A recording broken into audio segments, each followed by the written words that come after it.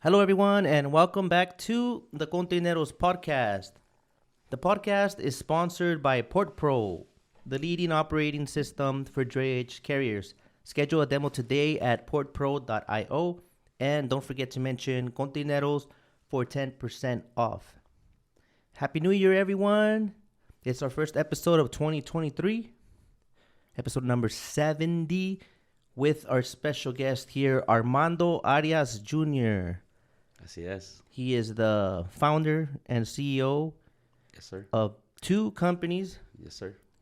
One is Cabezon Tacos, and the other is Cabezon Transport. Welcome. Wait, thank you. Thank you for having us on. Honestly, it's a great honor to be here. When I got into the trucking community, my first thing was, all right, I need to build an Instagram. And, and everything, I'm in the trucking business now, so I want to be able to follow people that are like-minded people or that are in the business. And I came across your brand, and ever since then, bro, you've actually been a big part of my success. Whoa. And right. and I thank you, because I was actually mentioning this to my wife. I was like, hey, you don't know how much he's helped us actually, because Wow. there's been times that I tagged you when I found you because I saw the following you have, and obviously the entire trucking community. Everyone knows that, at least in SoCal, California, Contineros, and even in other states, So I was like, you know what? Let me tag them to see, because I'm looking for drivers when I first started, because my drivers were being flaky when I first started. Fucking flakes, man. Yeah. Pónganse a trabajar, cabrones, no sean huevones. Where are they now? Yeah. Okay. So anyways, long story short, thank you. And thank you for having us here. It's an honor. Gracias, carnal. No I'm problem. excited. I'm glad it's a small world, and I've run into you a lot lately because I think you're just upping up your content. So Yeah. you're throwing yourself out there with the taco thing. Yes. I'm like, yes. those look good. Yes, And they I do. finally went and tried them yesterday. So anybody in Bell Gardens area, California, Yes, sir. you want some good food, check out the stand. He has two already within a month. So he ain't playing. He ain't fucking around. So Yeah, no, we're hay que atacarle in whatever we do. I've always told myself, if you're gonna sell French fries, be the best French fry guy you can. If you're gonna do trucking, make sure you try to like up your game. Go either all in, or if not, don't even do it at all. So yeah, that's the mindset. so now business is popping. But let's go back to the youth. What were your dreams then as a kid? I think for the most part, and where I grew up at in the '90s in Bell Gardens, it was a tough neighborhood. It was there was a lot of cholos, the gangsters, and we had a lot of tag bangers. Back in the days, the taggers were very, very active in the sense that they were putting in work, and so it was just constant wars. So at age 5, I saw the first person get like shot and I was only 5, and, Yeah. and it was right down the street from my house, and I was literally right in front of and I saw everything. So by that time, my youth was gone. I was now a young adult because of what I had witnessed, because I was like, holy shit, like what kind of world am I in? Oh, fuck. So I still remember to this day. oh yeah, man, these are all. I mean, look at this big ass head. There's no, there's no way I'm not gonna be I have a brain with this big ass cabeza that I have. That's why, Cabezon? Yeah, cabezon. So long story short, my youth, my thing was staying alive. Was my first thing. It was like, oh shit, like I don't want to die. You know what I mean? Like, staying alive was like the thing that I wanted to do. Is like, okay, like I want to be able to like grow up and like and not die like that person that I just saw get shot. So Bell Gardens was a really nice. It was not a nice neighborhood in the sense that it was. I mean, lower class. But very beautiful town with the people. That if but the cholos were tough. You know what I mean, and they controlled it. There was like, fuck, I want to say like maybe about 8 different gangs in a city that's only 2.4 square miles big. So shit. it's a fucking pueblo.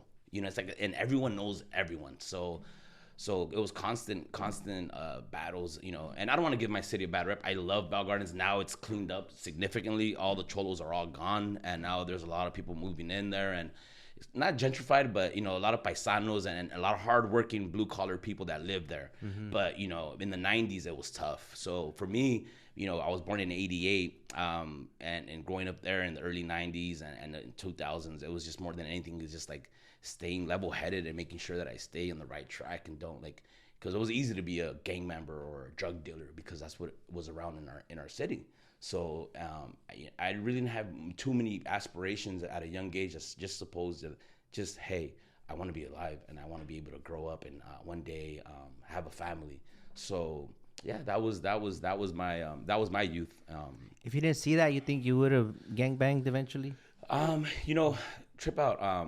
My mom, I was raised without my father, so I started to get in. Like I started like thinking it was a cool thing as I got older. You know what I mean? So by 7th grade came around, I already had built my little posse. You know what I mean? I had built my little posse, and I thought it was cool to be, because I was already kind of falling into that. You know what I mean? Because that was what was around. And then thank God my mom in 7th grade, she's like, hey, you know what? Like you're going in the wrong path. Like you're gonna go live with your father. I was like, holy shit, my father? Like, like I know the guy. I've seen him a couple of times, but I'm gonna go live with them. You know what I mean? Like, cause like I was raised without him. So I was excited. And once I met my father, then he's the one that kind of like straightened me out. And he was a gangbanger himself, but now he was like a blue collar, hardworking man. He's a contractor. He's a painter. You know what I mean, by craft, and he was the one that he would send me to school with my shirt tucked in, bro. 7th grade, bro. I had to go to school from 7th grade to 9th grade a year with my fucking shirt tucked in every single day. Taught me what it was like to work on the weekends, waking up at fucking 4 or 5 o'clock in the morning. Órale, cabrón, vamos a ir a trabajar. What? I want to chill and play baseball. I used to love playing sports. Sports was my thing. Like that's like I dreamed of being a baseball player. That was my thing. Was like, okay, I don't want to be a cop. I don't want to be a firefighter. I don't want to be a doctor. My thing was I want to be a baseball player. But mainly, let me just get out of the hood and be alive. And then my mom, by the time 7th grade came around, I was being a travieso in Bell Gardens Elementary, BGI. All my teachers, if there's anybody watching the show, I'm sorry. But yeah, so she sent me to go live with my dad. I went up north to Oxnard, and my dad literally, ya me puso las pilas. 9th grade came around, and I came back down south to BG, back to my mom's crib after that, because the situation with my dad and his wife was not so good up there. Yeah. But you got the fundamentals. Yes, yeah, I did, and he was on me as far as like, okay, don't give up on yourself. A lot of the times I used to think to myself like, oh, I'm not smart, and trip out, because I used to at one point in time I didn't like authority, because I was era rebelde, seeing somebody get killed at 5 and then being around the older cats, you know what I mean, and all the cholos around me. So I started thinking that was kind of a cool thing. Yeah, I wanted to stay straight, but at the same time I kind of had that little influence that was building up inside of me, bro. The impulse. Yeah, exactly. Where I thought it was cool to smoke weed. You know what I mean? I smoked weed for the first time I was in 6th grade. You know what I mean? And I thought you said 6 when I was 6. No. Yeah. So, anyways, so I ultimately, when my dad came around, it was just like, okay, like this shit changed. Like now it's like structure. Wake up, clean up your room. Like, no more like you just going out and doing your thing. And there was times when I was by the time I want to go live with them, that I didn't think I was smart.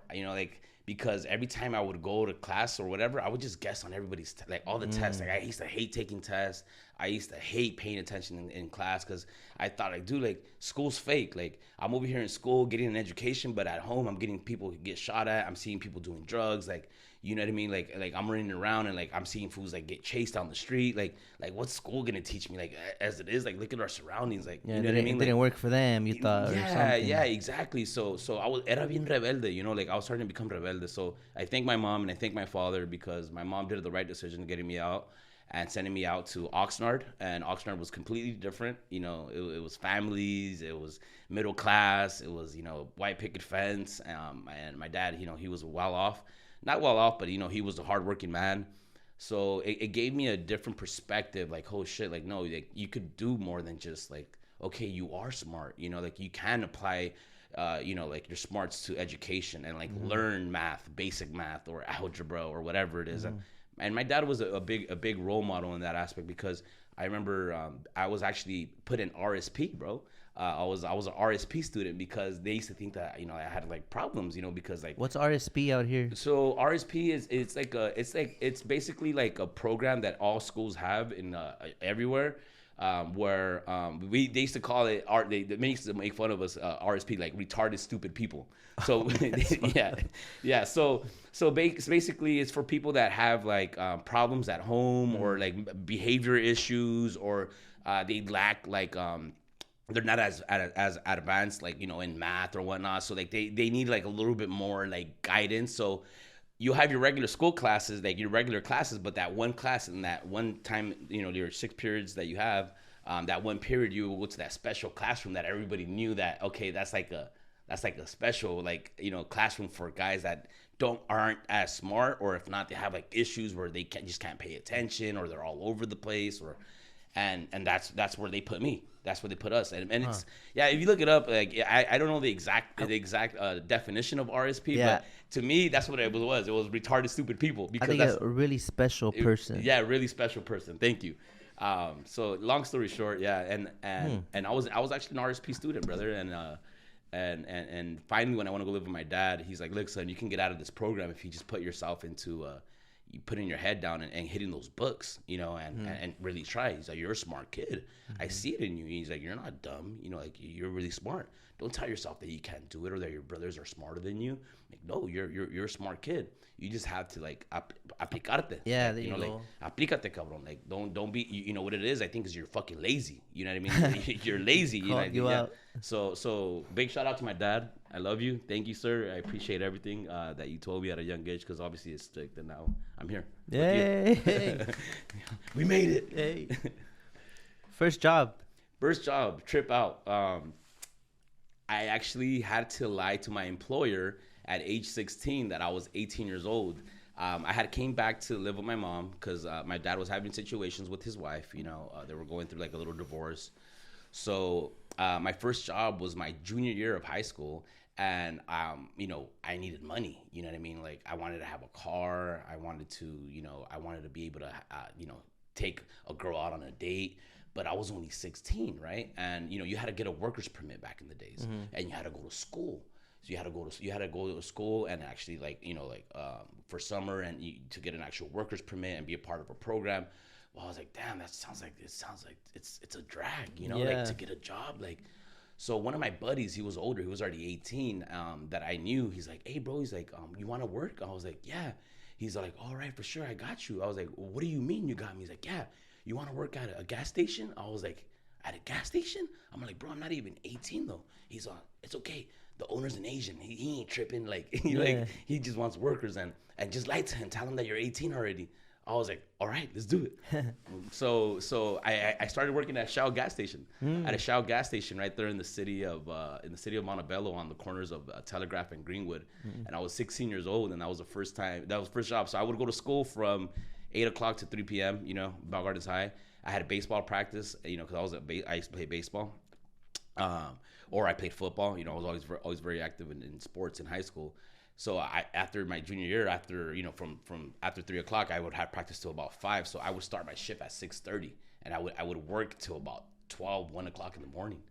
And I was doing that. My mom was like, pues sí, mijo, tú vete a trabajar, because she didn't mind, because obviously I was hooking mom up, right? Like, I was giving her fucking pa'l galón de leche, you know, hey, man, no te preocupes, I got you. Like, here's $100, you know, like, oh, we're doing, and, you know, $100 back in early 2000s, even now, you know, $100 is still $100, you know, tiene valor. Yeah. So that was my first job, bro. My first job working at a Shell gas station. So thank you, Shell. Thank you, Mr. Park. I learned how to say 감사합니다. 감사합니다 means thank you.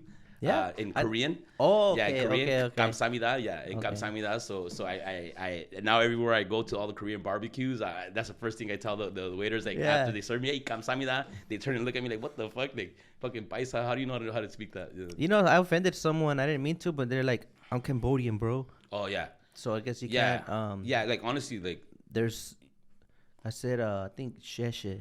Sheshe, yeah. So sheshe, and there's different ways, and then there's kamong, which is thank you in Vietnamese, and then there's there's a bunch of different. I mean, yeah, but they don't all speak. You would think, right? You know, because para nosotros paisanos, pinche chino es un chino. You know what I mean? But no, like, that's like, they have different languages, you know. So they all speak a little different lingo, and learning as you go. Yes, sir. Yes, sir. So now, let's get into the trucking journey, if you don't Yeah. mind sharing that. Like, how'd you end up in that? Well, I actually ended up in that because I was on my ass and I had lost my job. Know nothing of trucking, and even now, I've only been in the business for a year and a half, and I still consider myself very green, better than in the sense that I'm still new. Being that I've only been in the business for a year and a half, and July 6th of this year will be 2 years that I'll be officially in business. Gracias a Dios, we're still here. Seguimos sumando.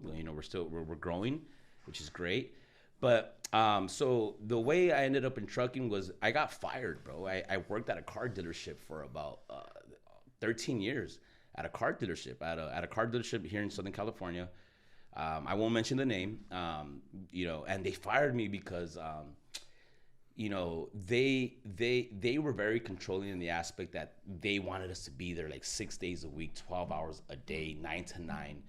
Hey, vacation, can I have one? No.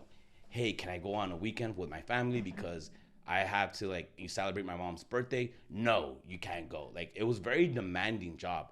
We were selling a lot of cars. It was all commission or salary, based on the for those hours. So no, those hours were actually were unpaid. Okay. And yeah, so there's some stuff there that's going on that I can't really get into detail, but ultimately they were paying commission. And they gave us like a salary, but the salary that we were getting wasn't even enough for like the hours that we were working.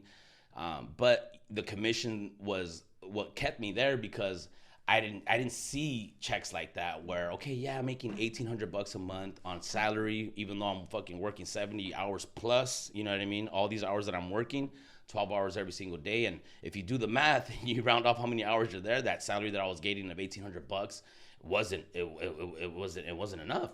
But because of all the sales that I would make, and I would just pay attention to that commission, like, oh yeah, so I got my little $900 biweekly check, oh, here's another $2,000-$3,000 that I got. Oh, here's another $6,000 because the sales were great. So I stayed there. I stayed there. I started from the very bottom as a photographer, and then I got into sales, and then after sales, I got into finance because I come from finance, and I helped the company significantly, with financing because I was really good at it. I knew how to read credit. I understood patterns, interest rates, dealing with banks, Capital One, Wells Fargo, Ally Financial. I mean, all major banks, I knew exactly how to deal with them, the lingo and everything. So how to get them to approve the yes, customer. Exactly. So that's what took me over the top. Long story short, to answer your question, I ended up in the business because I got fired from there, and now I'm sitting on my ass like, holy crap, like what am I gonna do? And how I got fired, it's the craziest thing ever. So I got fired because I went to a doctor's appointment that I had let my upper management know, trip out. I let upper management know, like, hey, I'm gonna go to a doctor's appointment, which we all have medical leave. And this is the kind of owner the guy was. That he was ruthless. He was le valía madre, güey. And he would talk to you gangster, compa. So I'm in the hospital. It's my first son. My wife's pregnant. She's 4 months old, and I'm there with her, and it's an emotional thing. Like, I'm excited, I'm happy, and then I get a phone call from the big guy. I'm like, oh shit, why is the big guy calling me? You know what I mean? Why is the big cahoons calling me? Like, okay, let me answer the call. So I'm like, hey, what's up, boss? Like, what's up? He's like, where the fuck are you? And then I was like, oh shit. I was like, what do you mean? I told upper management that I have like a doctor's appointment. It's my baby's first ultrasound, and it was a COVID baby. So, back then, like, it was very hard to be able to go in there unless you had a vaccine and all that stuff. So I had finally got everything clearance to be able to go in. So it was my first actual ultrasound, and he wasn't having it because supposedly sales were down, but sales were going up. But he wanted to imply a stricter policy on us, and because I was in management, I was a general manager, he felt like I needed to be there even more. I needed to work even more. So I'm like, I'm here, and he's like, what the, I don't know if we can cuss on here. Fuck. Yeah, what the fuck? I'm like, hey, slow down. Like, I'm not your enemy. He's like, oh, what motherfucker? Like, who do you think you are talking to me? I'm like, bro, like, you can't be talking to me like that. Like, I'm at a doctor's appointment. I spoke to upper management. This is the situation. I have a doctor's appointment. Like, I'm going to go to work, but I'm going to be there late. And long story short, he ended up firing me because of that. So now I'm like, holy shit, what am I going to do with my life?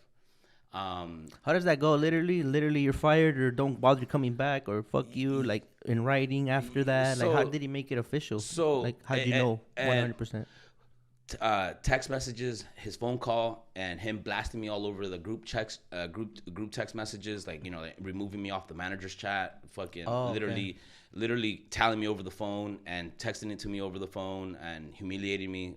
I don't want to get into that because that's like a very dark side that to this day I feel like I have PTSD on all the shit that I went through there. But I think it's good. Yeah, you might not see it that way, but I think it is. Yeah, because I think I'm gonna cut you off a bit, but I think that's why you're doing everything you're doing. You don't want to be at risk of anyone cutting you off and be like, you're not really. If someone can fire you, I don't think you're a boss. So I think you're trying to reach that level of freedom where like no one's gonna fucking do that to me again. So we'll get into that. And so when I got fired, now I'm like, all right, well, I haven't had a fucking vacation in fucking years. You know what I mean? Yeah. I've spent my entire youth, all my 20s working for somebody. Yeah, the money was great. The memories, some memories were fun. You know what I mean? And there was a lot of good times there because I created a very well environment, and that's what got me so loved in that company. Because even his own right-hand man of that owner reached out to me and telling me, hey, this guy's fucking crazy. He's losing his mind. Like, don't listen to him. Está loco. Like, this guy's fucking losing his mind. Like, AJ, because they used to all call me AJ because Armando Jr. AJ, you did nothing wrong. You're a beast. Your numbers are always great. You're crushing it. Like, la la la la. So everybody had my back but him. He's like, no, fuck this guy. So my immediate thing was, okay, well, now I'm off. And I haven't had a vacation forever. I have some money saved up. Thank God I saved some money up.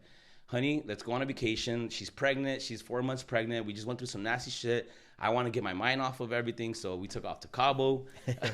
We took off to fucking San Francisco. We went to go visit family, caught up. So I took about 2 weeks off. But during those 2 weeks. No más. Yeah. So we took 2 weeks off. And en ese tiempo, compa, I updated my resume. And now I'm getting calls. I'm getting calls from Honda World. I'm getting calls from Penske. I'm getting calls from all these dealerships because at such a young age, typically you don't find a general manager of a store that has 600 cars to be a general manager. Like I became a general manager that has 500 cars and we're moving about 200-300 cars a month. That's only 30 years old, 31 years old. You know what I mean? Like typically these guys are fucking big ass panzones that have been in the business for 30 years. But never cabezones. Yeah, never cabezon. That ya tienen un colmillo según ellos que they know it all. Oh, you know what I mean? yeah. And little guys like us or youngsters like us don't get that opportunity. So long story short, my resume was it was a nice little resume, you know. So I'm getting phone calls, I'm getting emails like, hey, we would like to interview you, we want to give you a position. So one night I was thinking, and I'm like, man, like, you know, like, all right, I need to get back to work. I need to do something. I have a 4-month pregnant woman here with me. I got to be able, I have a son on the way. I want to be able to leave him a legacy. And so I had a conversation with my fiance. To me, she's my wife. She, you know, fucking, you know, we had the kid first, or we get him pregnant, and then ya después, ay, güey, like, déjame hincarme, you know, like, but same. I yeah. tu esposa. Yeah. Sí, mi esposa. Sí, Simón, yeah. We got the so, kids. you know those lifelong girlfriends that they already check you like they're the fucking wives. So to me, she's my wife. Fiance, if you watch this, I love you, mi amor. Because of you, I am where I am today. Thank you. Big shout out to those strong, independent women that back their men up, and she is one of them. Yeah. So big shout out to you, Linda Ramos. I'm gonna say your first and last name again, Linda Ramos. Shout out to you, mi amor.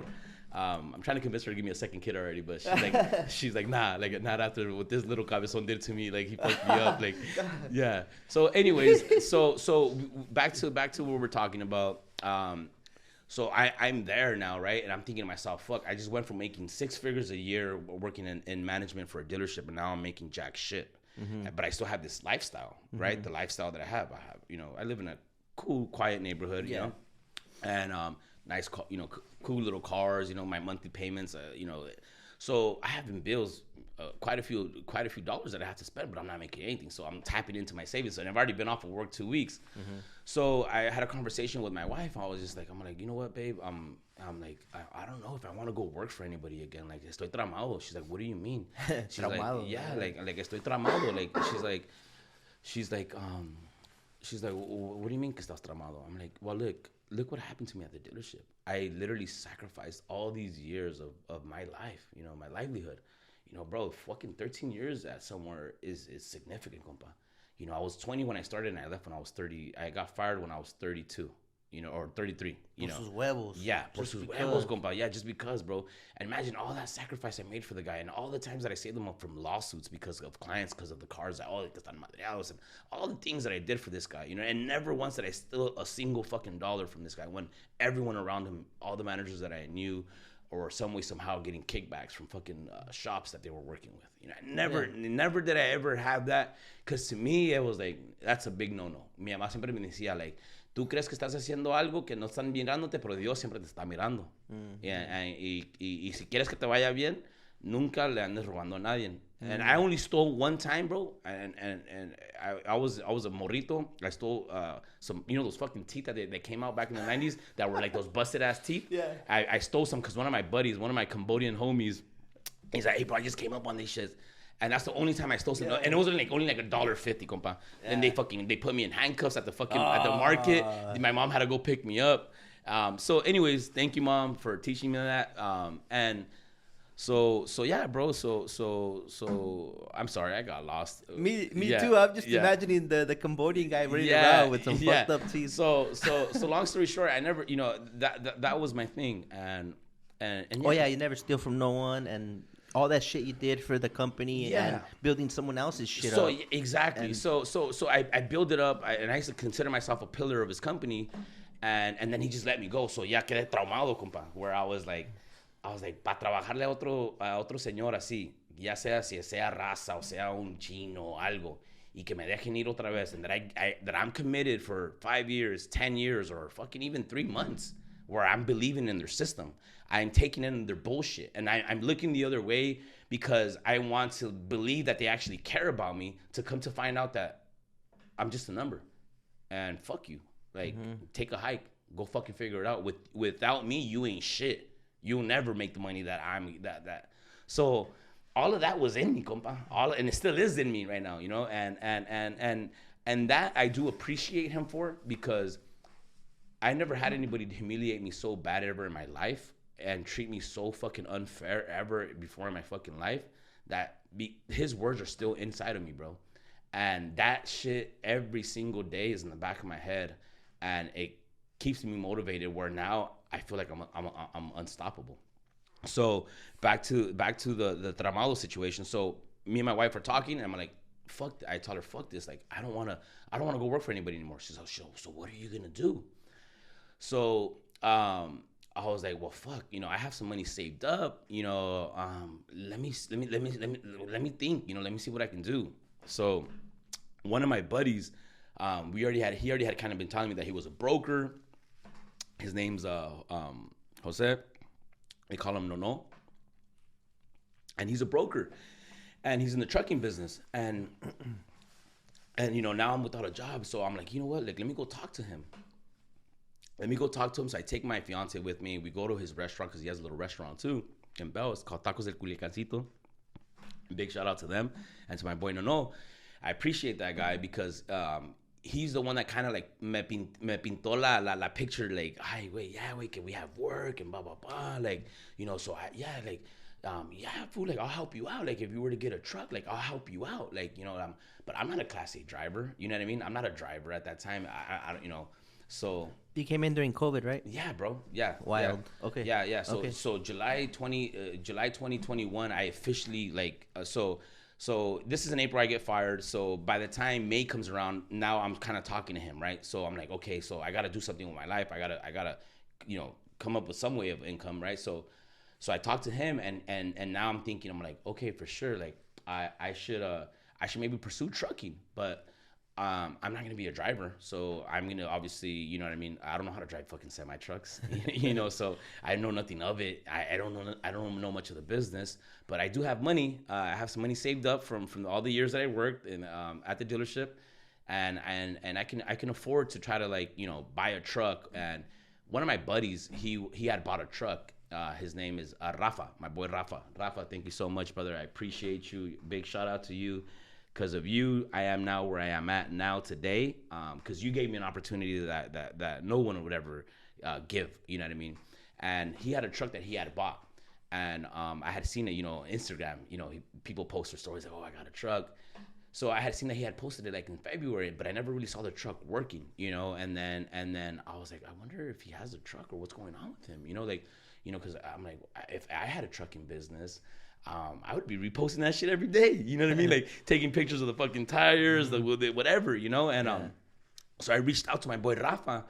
And I'm like, hey Rafa, like, what's up, bro? Like, what's up with your truck that you guys? Like, oh, compa, like, la neta, like, andado batallando, like, ya ni la tengo, ni la estoy trabajando. I just have it sitting there. It's at the yard. I'm like, no, what do you mean? You just have it sitting there? Like, you have a truck and you're like, yeah, compa, es que los pinches, I can't find a driver. And he was working with Nono too. And Nono gave him, my boy Jose gave him some work. But the truck fucked up on him. They had to do a whole new wire harness. That fucking truck, that's another story we'll get into. So anyways, so I make an agreement with him where I was like, well, look, I have some money saved up, but I don't want to spend all my money on your truck. He's like, look, bro, shoot me X amount of dollars. And the rest we'll do it on payments. I was like, what? I was like, hell yeah, let's do it. Like, let's fucking do it. Like, because now I'm thinking, if this truck fucks up, I have extra money on. I have money right there, so I can take this on. And now I don't have to go finance a truck when I know I don't have any business financing, and I don't want to put it on my personal. You know what I mean? So it, to me, it's like I'm not gonna go spend $100,000 on a fucking truck. Like I'm not gonna go spend $80,000, let alone $50,000. My thing was having less risk and potentially having a higher reward. So I thought, and he hooked me up, and thank you, Rafa. I appreciate you. Hopefully you can see this, and you know that I fucking love you. Big shout out to him. So he gives me the truck, bro, and then now, all right, I'm like, okay, now I have a truck, now I have a connect, I have somebody that's a broker, and let's put those shits to work, So immediately, I go on the DOT website. I find out, I'm like, okay, I need to go on the DOT website, FMCSA, and I actually filed my own FMCSA, like my own authority. It's 100 questions. For those that never actually done it, and you actually go through a permit person that they charge you an arm and a leg, don't do that. Go on Google, go on YouTube, research, and you can find out how to do all of this stuff that people charge you to do. And you could do it yourself at a fraction of a cost what these people are charging, because like there's people that do this for a living, like that do trucking permits, and shout out to them too, because you guys are doing a wonderful job. But for the little guys that want to get into the business, I think the best way for you to do it with less expense is GTS. Google that shit. You know what I mean? Like Google that shit. Yeah. You know what I mean? Go on Google and research. Okay, how do I get an authority? And that's what I did. I would literally stay up at night on my laptop, like, how do I get an authority? And where do I get a DOT? And I asked my buddy, no, so what do I need to get? He's like, oh, you need to get a DOT number. You need to get an MC number. And then I'm like, okay, for sure. So he kind of helped me and directed me. So I was like, all right, cool. So I went online and I literally stood up one night and I answered. It's a questionnaire that you have to answer to the DOT, where it literally tells the federal government what exactly are you going to be transporting: household goods, food, livestock. What is it that you're going to be doing, and what kind of business are you looking to be? Are you looking to do interstate? Are you looking to be intrastate? So it's 100 questions, compa. And a lot of these fucking questions, I'm looking at the language and I'm like, what the fuck is this? Mind you, I come from the automotive industry where it's literally a different language. You know what I mean? It's fucking, oh, yeah, I can get you a 2.99% interest rate. Like, let me see your credit. I want that Jeep Grand Cherokee Trackhawk. Oh, well, we're going to see your credit. Let's go inside. Pinche aplicación, güey, ahí te va, puto. And then let me run your credit real quick. Okay, boom. Oh, you have a 760. Boom, 2.99%. I already know the interest rate I can get you. I know you want that G-Wagon, but you qualify for this Saturn right here. Yeah, the Saturn, I'm sorry, bro. You're a fucking 450 credit score. You already did like 3 repos. Valiendo verga. Compa, ¿qué te puedo decir? Pero if you give me $6,000 down for a $10,000 car, I got you. You know what I mean? Yeah, those kind of deals, compa. Yeah. So anyways, so I'm looking at this questionnaire. I'm like, what the fuck is this? Like, what the fuck does this mean? Oh my God. Google. GTS. One of my buddies, Omar Guevara. He was one of my colleagues at the dealership, and I'd always pick his ear. You know what I mean? Because I've always been not necessarily the dumb guy, but el que se hace pendejo para ver qué es lo que las respuestas que me dicen los otros. Pero yo ya me sé I already know the answer, but I want to kind of hear it from them to kind of solidify my thoughts already in my head. Yeah. So long story short, mi compa Omar, I would always bug him with like little tedious fucking like little stupid questions. And hey, compa, like compa, how do you come up with that interest rate or what do you just little stupid questions, right, about anything. Dick, go on Google, Dick, GTS. What do you mean? Google that shit, cabrón. Like I was like, all right, cool, whatever. So, but it stuck. It stuck because every time I did have a question that I couldn't fucking answer, we're always on fucking the computers anyways, or on our phones. So Google is literally like, if you can think about anything that even dreams, the other day I had a dream. I'm like, why did I have this fucking dream? You know what I mean? Yeah. And you'll find people that already wrote fucking forums and articles about why did you have a dream that you saw the sun so bright and what does this mean? And why do I keep seeing 11:11? Or why do I see 4:44 every day? Why do I see 5:55? Sequences. I'm huge on numbers. You know what I mean? When I see those numbers consistently, sometimes I'm telling myself like, hey, there's a meaning behind this. And I come to find out, go on Google, there's a fucking meaning behind everything. So long story short, I'm there now going on the questionnaire, and I'm like, fuck, all right, so. And I filed it. I did everything by myself. I got my DOT. I got my MC at a fraction of a fucking price. You know what I mean? Where, I was like, all right, awesome. Now next step. All right, let's file with the Secretary of State and get ourselves a corporation or LLC or whatever you want to do. And I did that too. I figured that out. And I was like, you know what? Fuck, I don't have a job, so I got to work for myself now, right? And I can't just be spending an extra $300, $400, $500 or $1,000 on me having to pay someone to do all the shit for me. Let me go and get my hands dirty myself and kind of like learn this, because it's going to be key and vital to my success if I can get it done myself, because now I'm going to save me that $1,000, because I don't have a job right now. So every dollar counts. So I made sure that I pushed it myself, because now I'm like, okay, now you work for yourself. You got to figure it out. No one's here to give you any fucking hand-me-downs. Now you're in the tough world that you're out there by yourself. You got to be able to figure shit out.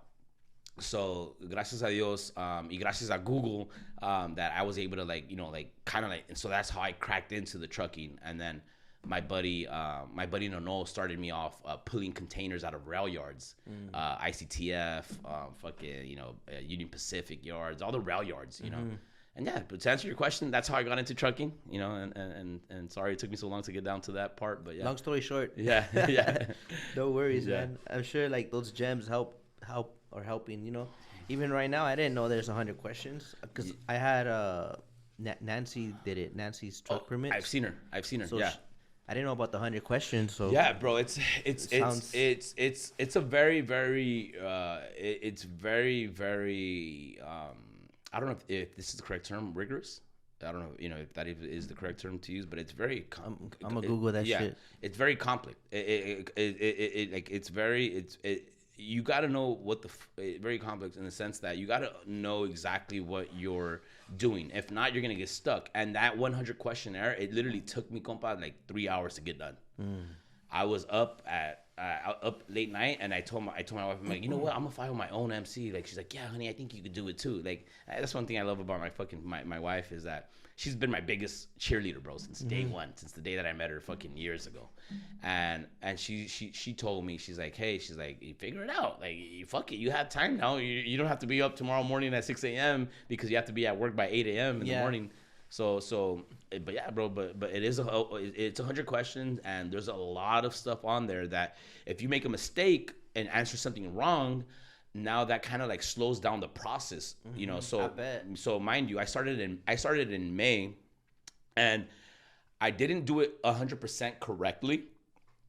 I did fuck up on a couple of questions, but it was only a couple of questions, and I had submitted it myself. So I submitted it to be a broker.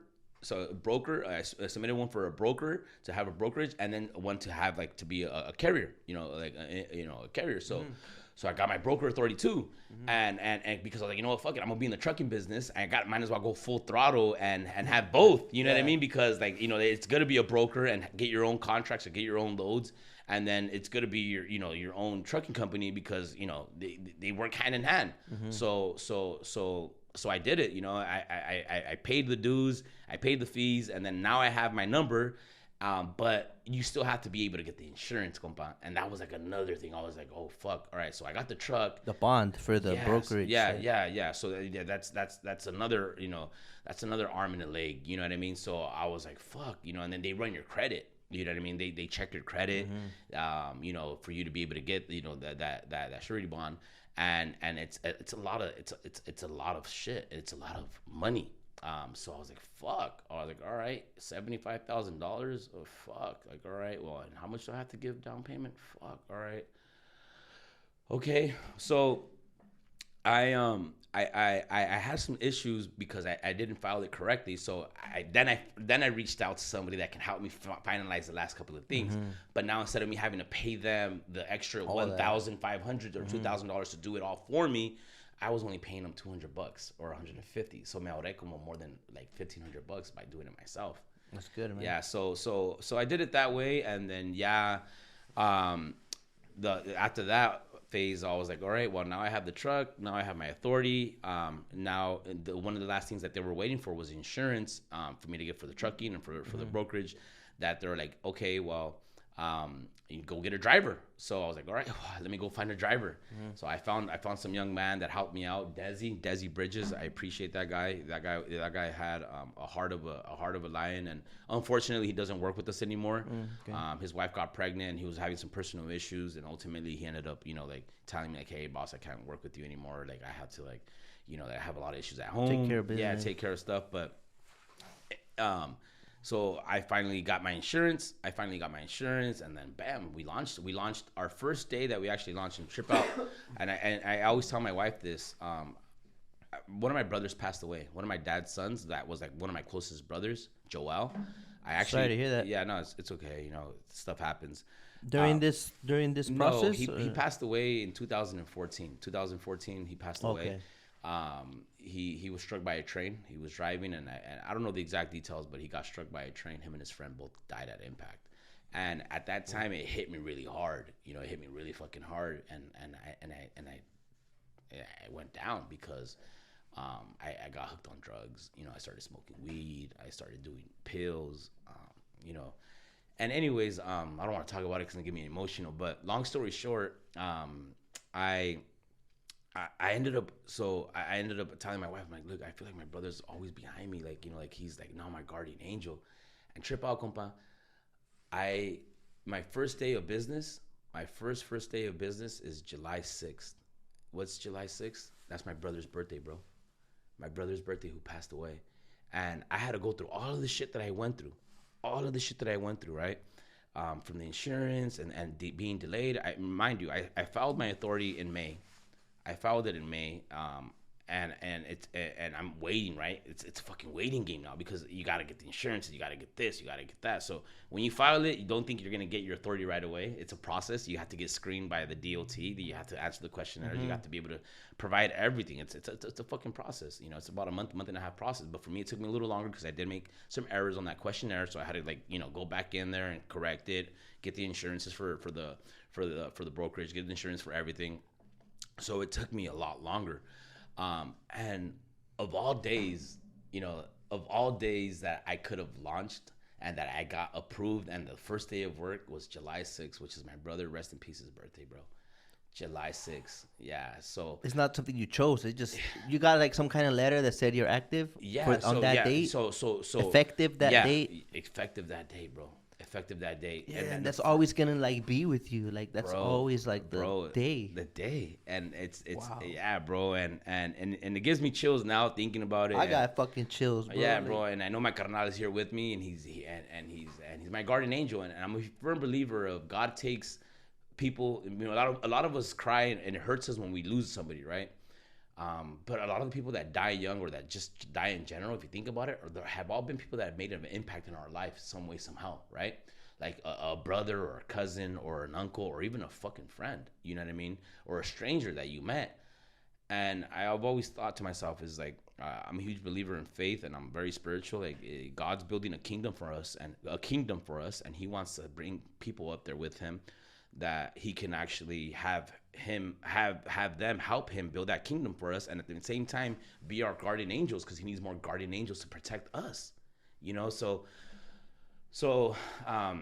I took it like that, you know what I mean? But it hurt me though. It hurt me a lot, because my carnalito, when he passed away, he reached out to me 2 days before that. And that was the time that I was working in the dealership, fucking working those long hours. He calls me, compa, and I know he was going through some stuff, because I had seen a Facebook post, and I was like, you know what, I'm gonna talk to my carnal. He calls me on a Sunday. But I didn't answer him because I was tired, bro. I was really tired. And you know those phone calls that you get, like, I'll call him back later. Yeah. You know what I mean? Like, I'll call him back later. But I know he was calling his big, and I knew that he had kind of like a little situation, because he posted some pretty emo stuff on Facebook. And I was like, what the fuck was wrong with my brother? Why is he putting that on Facebook?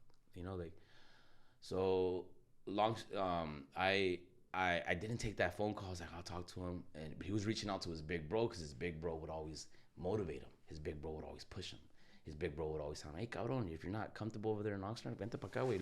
We'll fucking pull the musicos over here at my crib. We'll fucking drink some chelas. We'll drink some chelas, and we'll fucking, you know, we'll have a good time. And I didn't answer his phone call, compa. And it still eats me up to this day, because I have that thing, like, I could have done something different to, like, motivate him, or now he probably wouldn't have stayed over like there. That butterfly effect. Yeah. And like one thing changes, transition. Yeah. So. But you can't get caught up in that. I know. Like, I know, bro. And it's God's decision, and we can't question God. You know. Yeah. But that's where it took me. It fucking. I got on pills. You know, I started smoking weed. Drinking. Getting fucked up, because it killed me, bro. Like, I couldn't even go to his. I couldn't even go to when they actually. I went to the viewing, but the next day I had to be a pallbearer and carry his casket. I couldn't do it. And after the actual the viewing, my mind was so fucked up, bro, that I wanted to get it off of it. I went to a strip club. To like try to like get my mind off of everything. Yeah, like a drastic change. Like just to like help me, like, and like, bro, like, I wasn't even paying attention to the bitches. Like, I was just like just trying to get my mind off of, like, you know, like the whole situation. And then the next day, like, I couldn't make it, bro. I couldn't make it to be a pallbearer, and I didn't show up to my brother's burial, because it hurt me so much, you know what I mean? And it hurt me so much that he wasn't there anymore. And ultimately, now I see it as like it's God's decision. Who am I to like be like, oh yeah, if I would have answered the call, you know? But it took me. You feel like it's in your control. Yeah, exactly. So yeah, bro. So July 6th, we finally launched. My brother's birthday. Gracias a Dios y gracias a mi carnalito Joel. Ojalá si estás escuchando esto, carnal, te quiero un chingo. And we launched July 6th, bro, and that's when the journey started of Cabezon Transport. And you know, Cabezon, why Cabezon? Because of the fucking big head, you know. Being where I grew up at, Latino, we always get a nickname, huh? Un apodo. Well, they used to call me Casper, compa. They used to call me Casper because I'm a fucking gabachito, you know, like I'm light skin.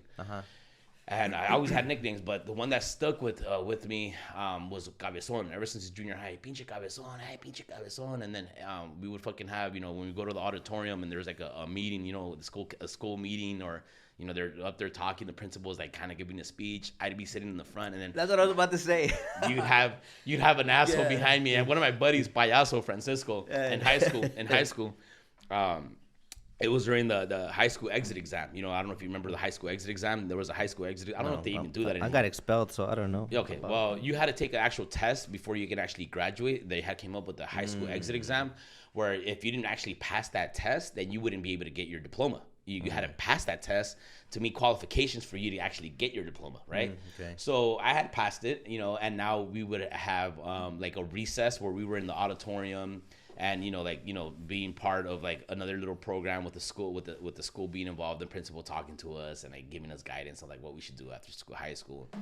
And my fucking boy Payaso, it's quiet, and you know, it's a bunch of seniors, and we're all in there, and everyone knows me. You know, like, you know, I was the popular kid in high school, and my buddy's like, pinche Cabezon, move your fucking head, I can't see.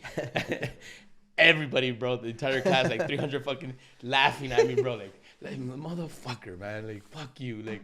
But you know, I can't hide it. I wear a size 8 in hats. It's the biggest fucking size you can wear. Is it? Yeah, it's the biggest fucking size you can have. So Cabezon transport became a thing. I was like, you know, everybody uses their fucking last name, and I wanted to be different. I wanted to stand out in a sense and kind of give it like a character, because you know that's my character, you know.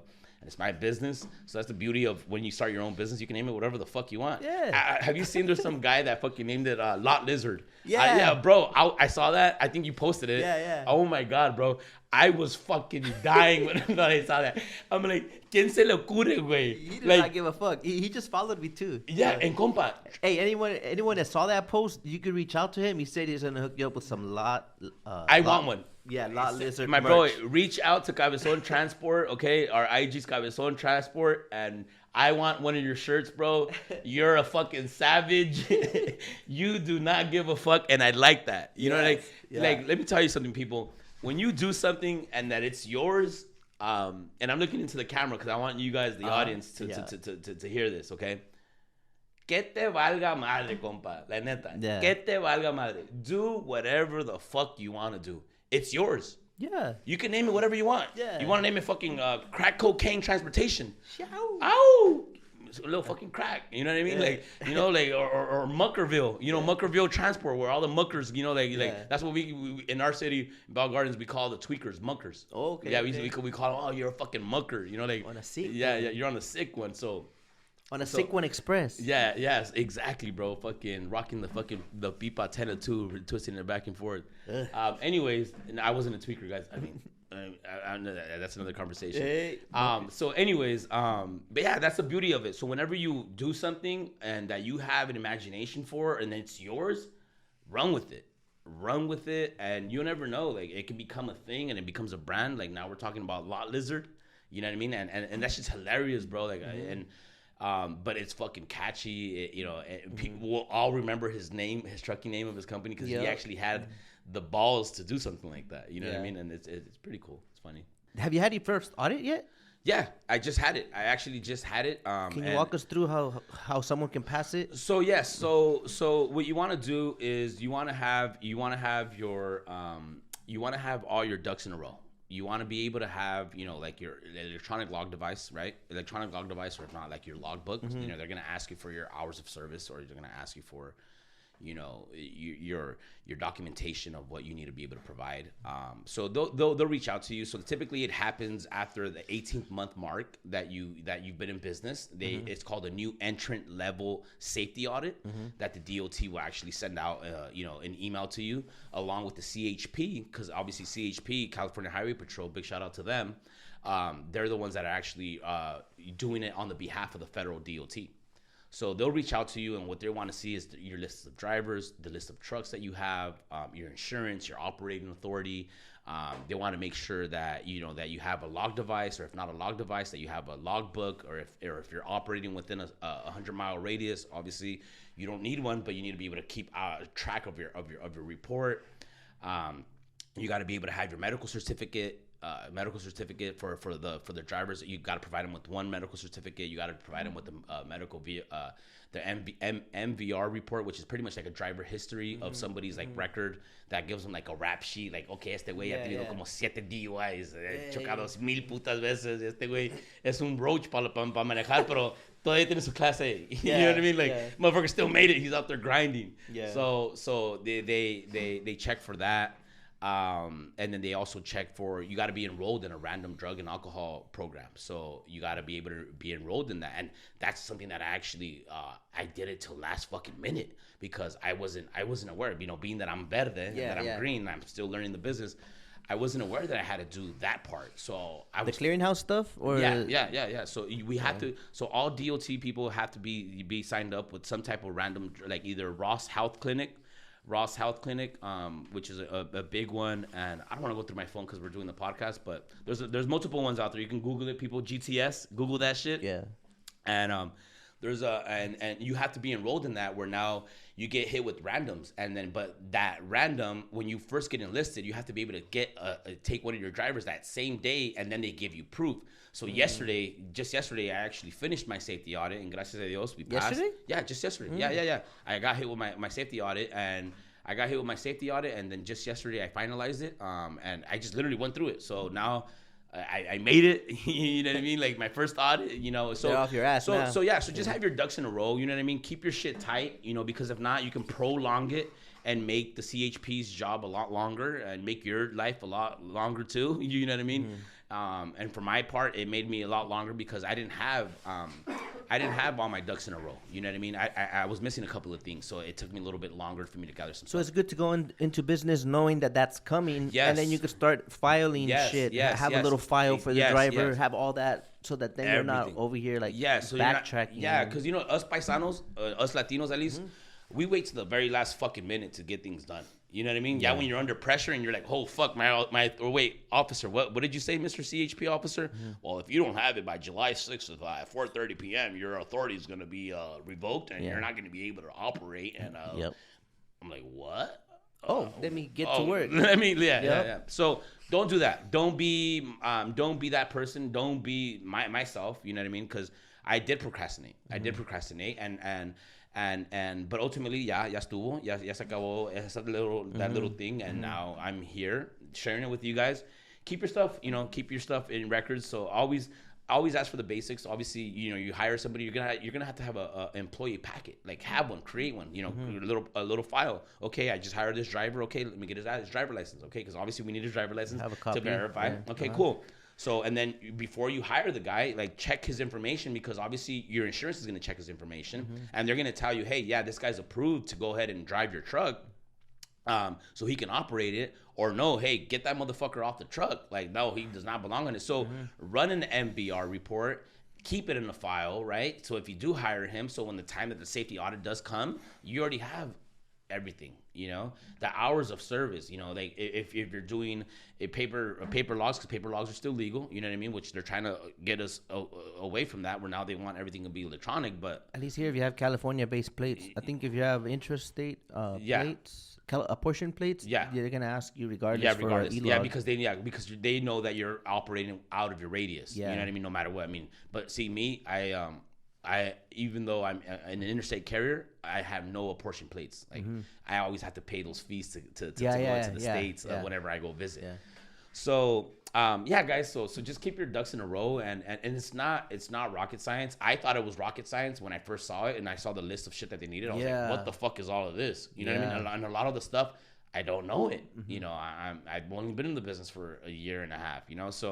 So you learn as you go, but it's cool now, because now obviously when you accomplish it and you finish it, you feel accomplished. Like, I got that weight off the shoulder and I knocked that shit out. Like, one thing I want to add is I almost got put out of service, I believe it is, or revoked, because make sure that the information you have for your company, like the contact information, is some that you're gonna respond to. So. If they're calling you and you don't answer because you don't recognize the number, you could miss out on that call, because they're going to call you to tell you about it, And that's one thing that I did, is that when I first did my DOT, I was thinking about that. I'm like, you know what, maybe I should put like a business line. Maybe I should put a business line because I don't want, ignore it. Yeah. So I put my personal phone, and I was like, no, you know what, because I want to receive all the phone calls of people that are trying to reach out to me. And believe me, once you put your DOT out there and you get your DOT and you get submitted and your DOT becomes public, because our information is public information, our information is public. That's one thing that I can say was a major con of putting my personal. At first. Oh my God, son of a fucking bitch. Those solicitors. Yeah. Hijos de eso. Buenos días, señor Armando. Hoy estábamos marcando porque le quería ofrecer una aseguranza muy especial y hijo de su chingada madre. Y sabemos que tienen su troque y ya agarró su DOT y queremos saber si le... Ya sabemos. Bro, like 200 fucking phone calls a day or 100 phone calls a day. And a lot of, I don't know why everyone registers their business, and I kind of think it's because of tax reasons, but a lot of insurance companies are in fucking Texas. So I'm getting calls from Texas, and I'm thinking, oh, it's my fucking primo. It's my primo Lolo in Texas calling me up. What's up, primo? No, señor Armando. Hang up. Sorry. I didn't mean to tap on the table. You good. So So yeah, bro. So that was one of the major cons that I hated about putting my personal was that I mean you get solicitors calling you on the daily. You know, like in some people that are calling you for this, some people that are calling you for that, and it's all trucking related, but it's just a bunch of phone calls. And some of that information is good information. Like don't mind to sit there and actually hear them out. You know, like take those phone calls in. You know, give them the time of day. Don't be an asshole. You know, you're in a new business. Learn about the business that you're gonna be in. You know what I mean? Kind of gather info. Yeah, like why are they offering me this? Yeah. Is this something I need to look into? And then exactly, you know, and a lot of the times, you know, like you'll hear, Dick, you're a fucking trucker now, or you're gonna be a trucker, or business owner, and you're an investor, or whatever you want to call it. Like, learn what the fuck he's trying to talk to you about. So I would give him the time of day, but damn, sometimes these fucking phone calls, because I like talking, as you can see, I fucking jump onto other conversations. So I'm there shooting the shit with them. You know, trying to make myself feel like I'm an important person because I got a trucking company that we still haven't fucking moved a single load yet. But yeah, so that's a major con about that. But take those phone calls in, and then you'll know right away off the first couple of minutes by you like screening the phone call. What is it about? Yeah, you know what I mean? Is bullshitting you? Yeah, exactly. And then. But the major pro that you do get of putting your personal line is that you won't miss those phone calls, like you said. You know, like whenever it is that the DOT is calling you, or the CHP who acts on the behalf of the DOT. Yeah, the inspector. Yeah. Yeah. What's your favorite thing? Before we get into taco talk, what's your favorite thing so far about the trucking? Honestly, I love everything about trucking. I even like those fucking times. What I don't like is when my pocket gets hit, but I even like those times when the tires get popped, believe it or not, and you're on the side of the fucking road and you're like stressed the fuck out, like, oh my god, like you know what I mean, like what am I gonna do? My driver's over there and fucking he's over there close to Oxnard and there's no nearby tire shop. You know, like how am I gonna figure it out? He's on the side of the fucking road. Oh my god, he's on the fucking 101. Oh my way. Oh my god. So like I love pressure. Like I've always loved pressure. You know, like one thing about me is that put me in a corner, motherfucker, and I'm gonna attack. You know, I'm not. And I've always been like that since I was a kid. I've always in sports. I've always been really good in basketball and football and baseball because I used to like to compete. Yeah, I didn't like to be, you know, a loser. I hated losing. so anyways, what I love about the trucking company is everything, bro. I'm obsessed with it. This is my fucking girlfriend that I have. Sorry, babe, I'm not cheating on you, but you know what I mean. Like, it's my baby. It's my baby girl. I'm passionate about it, and I love those. I love those times when I sit on the passenger seat and I have a buddy. One of my buddies, he used to call me the passenger king. Fucking passenger king, because I would always like when I got in the business, I was like, you know what, I was nosy about the business, so I wasn't just gonna be at home and being a fucking dispatcher. I wasn't gonna just be a dispatcher and fucking dispatching my driver, my guy Desi. I'm like, no, fuck that.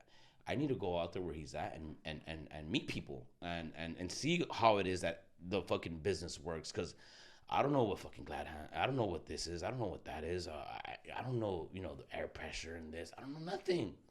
So to me, it's like I'm starting school all over again. You know what I mean? Like I gotta be a sponge. I gotta be able to absorb all of this because now I'm in this business.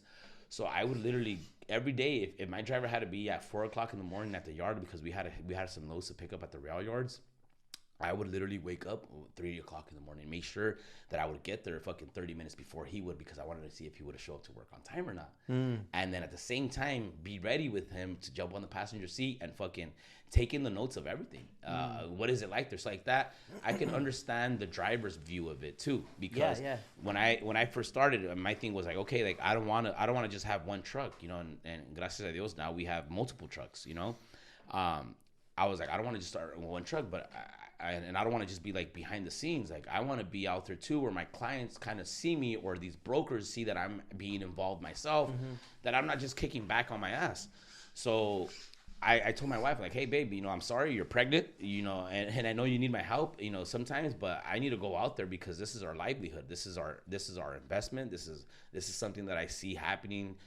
God willing, one day we can have 100 trucks or 200 trucks or 1,000 trucks, or we can be the next fucking, you know, the next biggest, you know, transportation company out there that becomes a global brand. You know, think big, you know. And so I went out there with my driver, you know, my first driver, and I would go out there every day with him, bro. And every single time some shit would happen, I would be like, fuck, it would hurt me, bro. Like, I remember one time some fucking driver reversed and backed into our truck, and to me, I'm like, oh my god, what the fuck? Like, I cried. I cried, bro. I cried, and to me, I was like, I was like, what the fuck? Like, oh my god, like, like, what am I gonna do?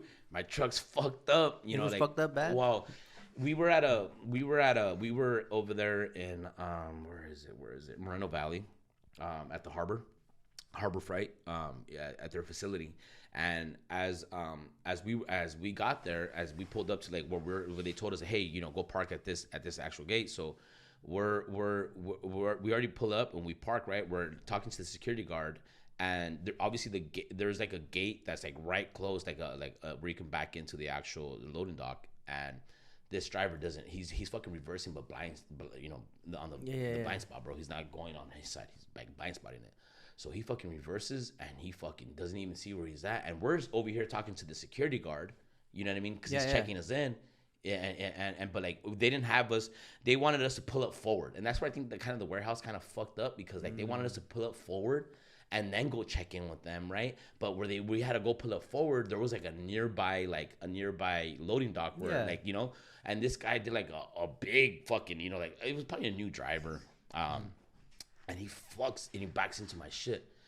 And you would think that it doesn't do shit to it because he's not going 20 miles per hour or 30 miles per hour. But no, the motherfucker takes out my bumper, breaks my fucking my entire grill, the lights, and then causes my fucking radiator to start leaking. Oh, that's why. I mean? Yeah, that's what you felt like. This serious now. Yeah, bro. So immediately I'm thinking to myself, son of a bitch. And how soon was that when you had just? That was like maybe about like 2 weeks into the business. It was my first month. Oh yeah, no wonder you felt like, come on, man. Bro. So like, I'm getting the ball rolling. I'm going out there every day, and then that shit happens, and to me, that's like a setback. Little did I know, it was like, dick, it's nothing, because you have friends, you have connections everywhere. Like I've always been un amiguero, so I know people that do this, that, do this, that, this, that. So anyways, so yeah, bro, it broke my heart. And I was like, shit, like, what do I do now? So I'm crying. I'm bobbling with my girl, talking to her, and she's like, don't worry about it, honey. Things are gonna be better. Like, don't. I know you're stressed out because obviously, like, you're just trying to make things happen, but don't let this like defeat you. And I'm like, all right, cool. So, bro, within 3 days, we're back up and going. Like I found the mechanic. I had my cuñado Robert, and my girl's family. Their cousin is part of a very big towing company here in Southern California. I'll give them a shout out, Ramos Towing. So if you guys see Ramos Towing or Inland Towing, they're very huge out in LA and in Inland Empire. He has wreckers, the big fucking wreckers that go pick up the semi trucks. Yeah, he has those wreckers. So right away, I call my brother-in-law and I tell him, I'm like, hey bro, like this happened. Can you reach out to Jose? Jose's the owner of Ramos Towing. He's a primo hermano of my girl. So he goes out there and they pick us up. So now I'm feeling a little better. Like, why? Because we're not stranded there anymore. And then my driver's looking at me though, like, well, what the fuck's gonna happen? Like, am I gonna get paid for today? Am I gonna, am I gonna make some money? Like, yeah, don't worry about it. I got you. Like, like shit happens. I'm gonna continue paying you your hours. Like, you're gonna get paid today. You're gonna get paid whatever it takes me. But I'm gonna try to get this shit back up and going. Because obviously this guy jumped on ship with me, and now he's looking at me like I'm his source, right? So I gotta give this. So I have that pressure of him too. Yeah. So I'm thinking about him. I'm thinking about the insurance. My biggest thing is like the insurance. Okay, I'm gonna have to report this to my insurance. Like, fuck. Like, so maybe what if because people get fucked over even if the accident's not their accident. Like, their renewal comes around because there was an accident that was reported. And even though you weren't at fault, like, de ahí se agarran las aseguranzas. Yeah. De ahí se agarran las pinches aseguranzas y ya te la quieren dejar soltar porque it was still reported. You know what I mean? Yeah. And so I'm thinking all of that. And so ultimately, yeah, within 3 days, we get back up and going. But yeah, to answer your question, bro, what do I love about trucking? I love those times that when you're alone and you think that you're like, fuck, like I'm fucked. but some way, somehow, God points you or directs you in the right direction where it's now like a lesson and something that God wanted you to go through so you can get the experience that you needed to get. So I started taking it like that. And the reminder, to have faith, like it'll work out. So now when it happens again, you start building up that whole like, it'll that be confidence. all right. Yeah, that confidence. You don't even get scared anymore. Yeah. So now when shit happens, you still get stressed out in the aspect that, stress is good. Because you care. Yeah, because you care, because you obviously care. And you stress for your workers. You stress for the guy who's on the side of the road and who wants to get back home, or for the, for that person. So, so I appreciate those times because that has allowed me to now have like that, where I'm passive about stuff now. We're like, it's all right. Like now I try to motivate the guys. Hey, es parte del show, güey. El pinche, es la vida del troquero, güey. Ya sabes, güey. Estas pinches máquinas, güey. A veces valen madre. Sometimes they fuck up and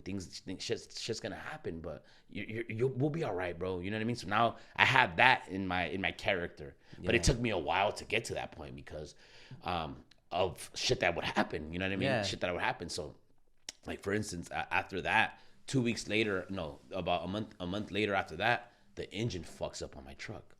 Damn. So now overhaul. Yeah.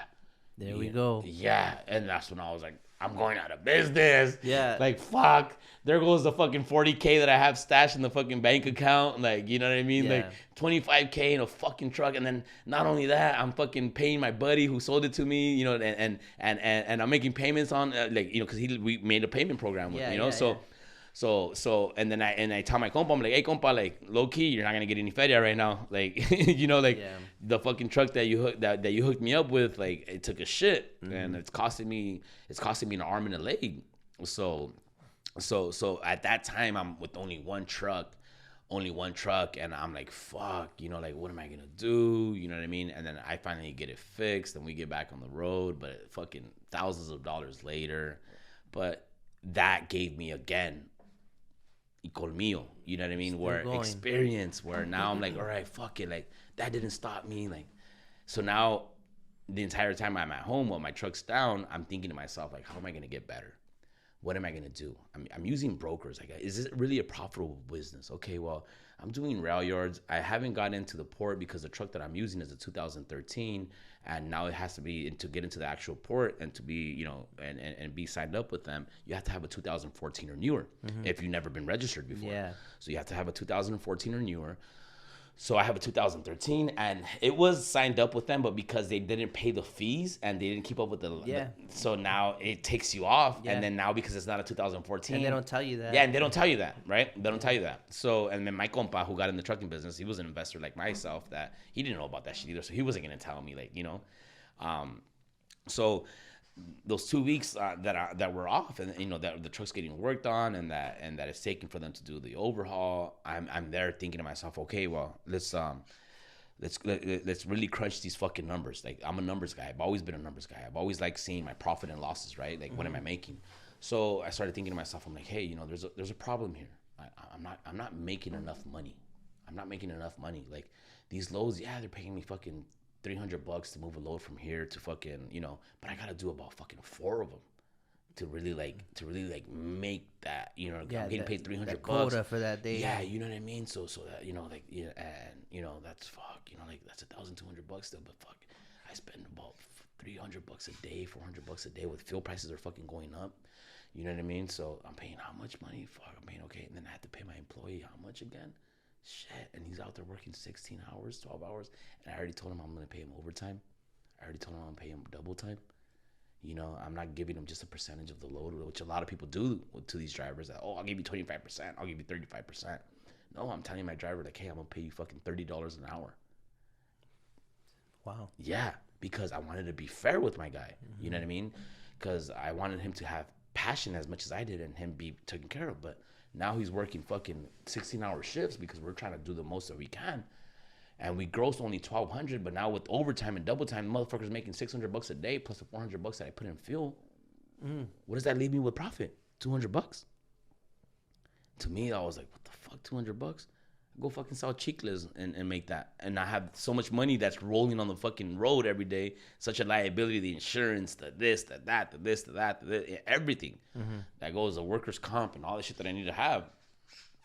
So I was like, you know what, man, like my boy knows, like, thank you, I love you, but fuck them.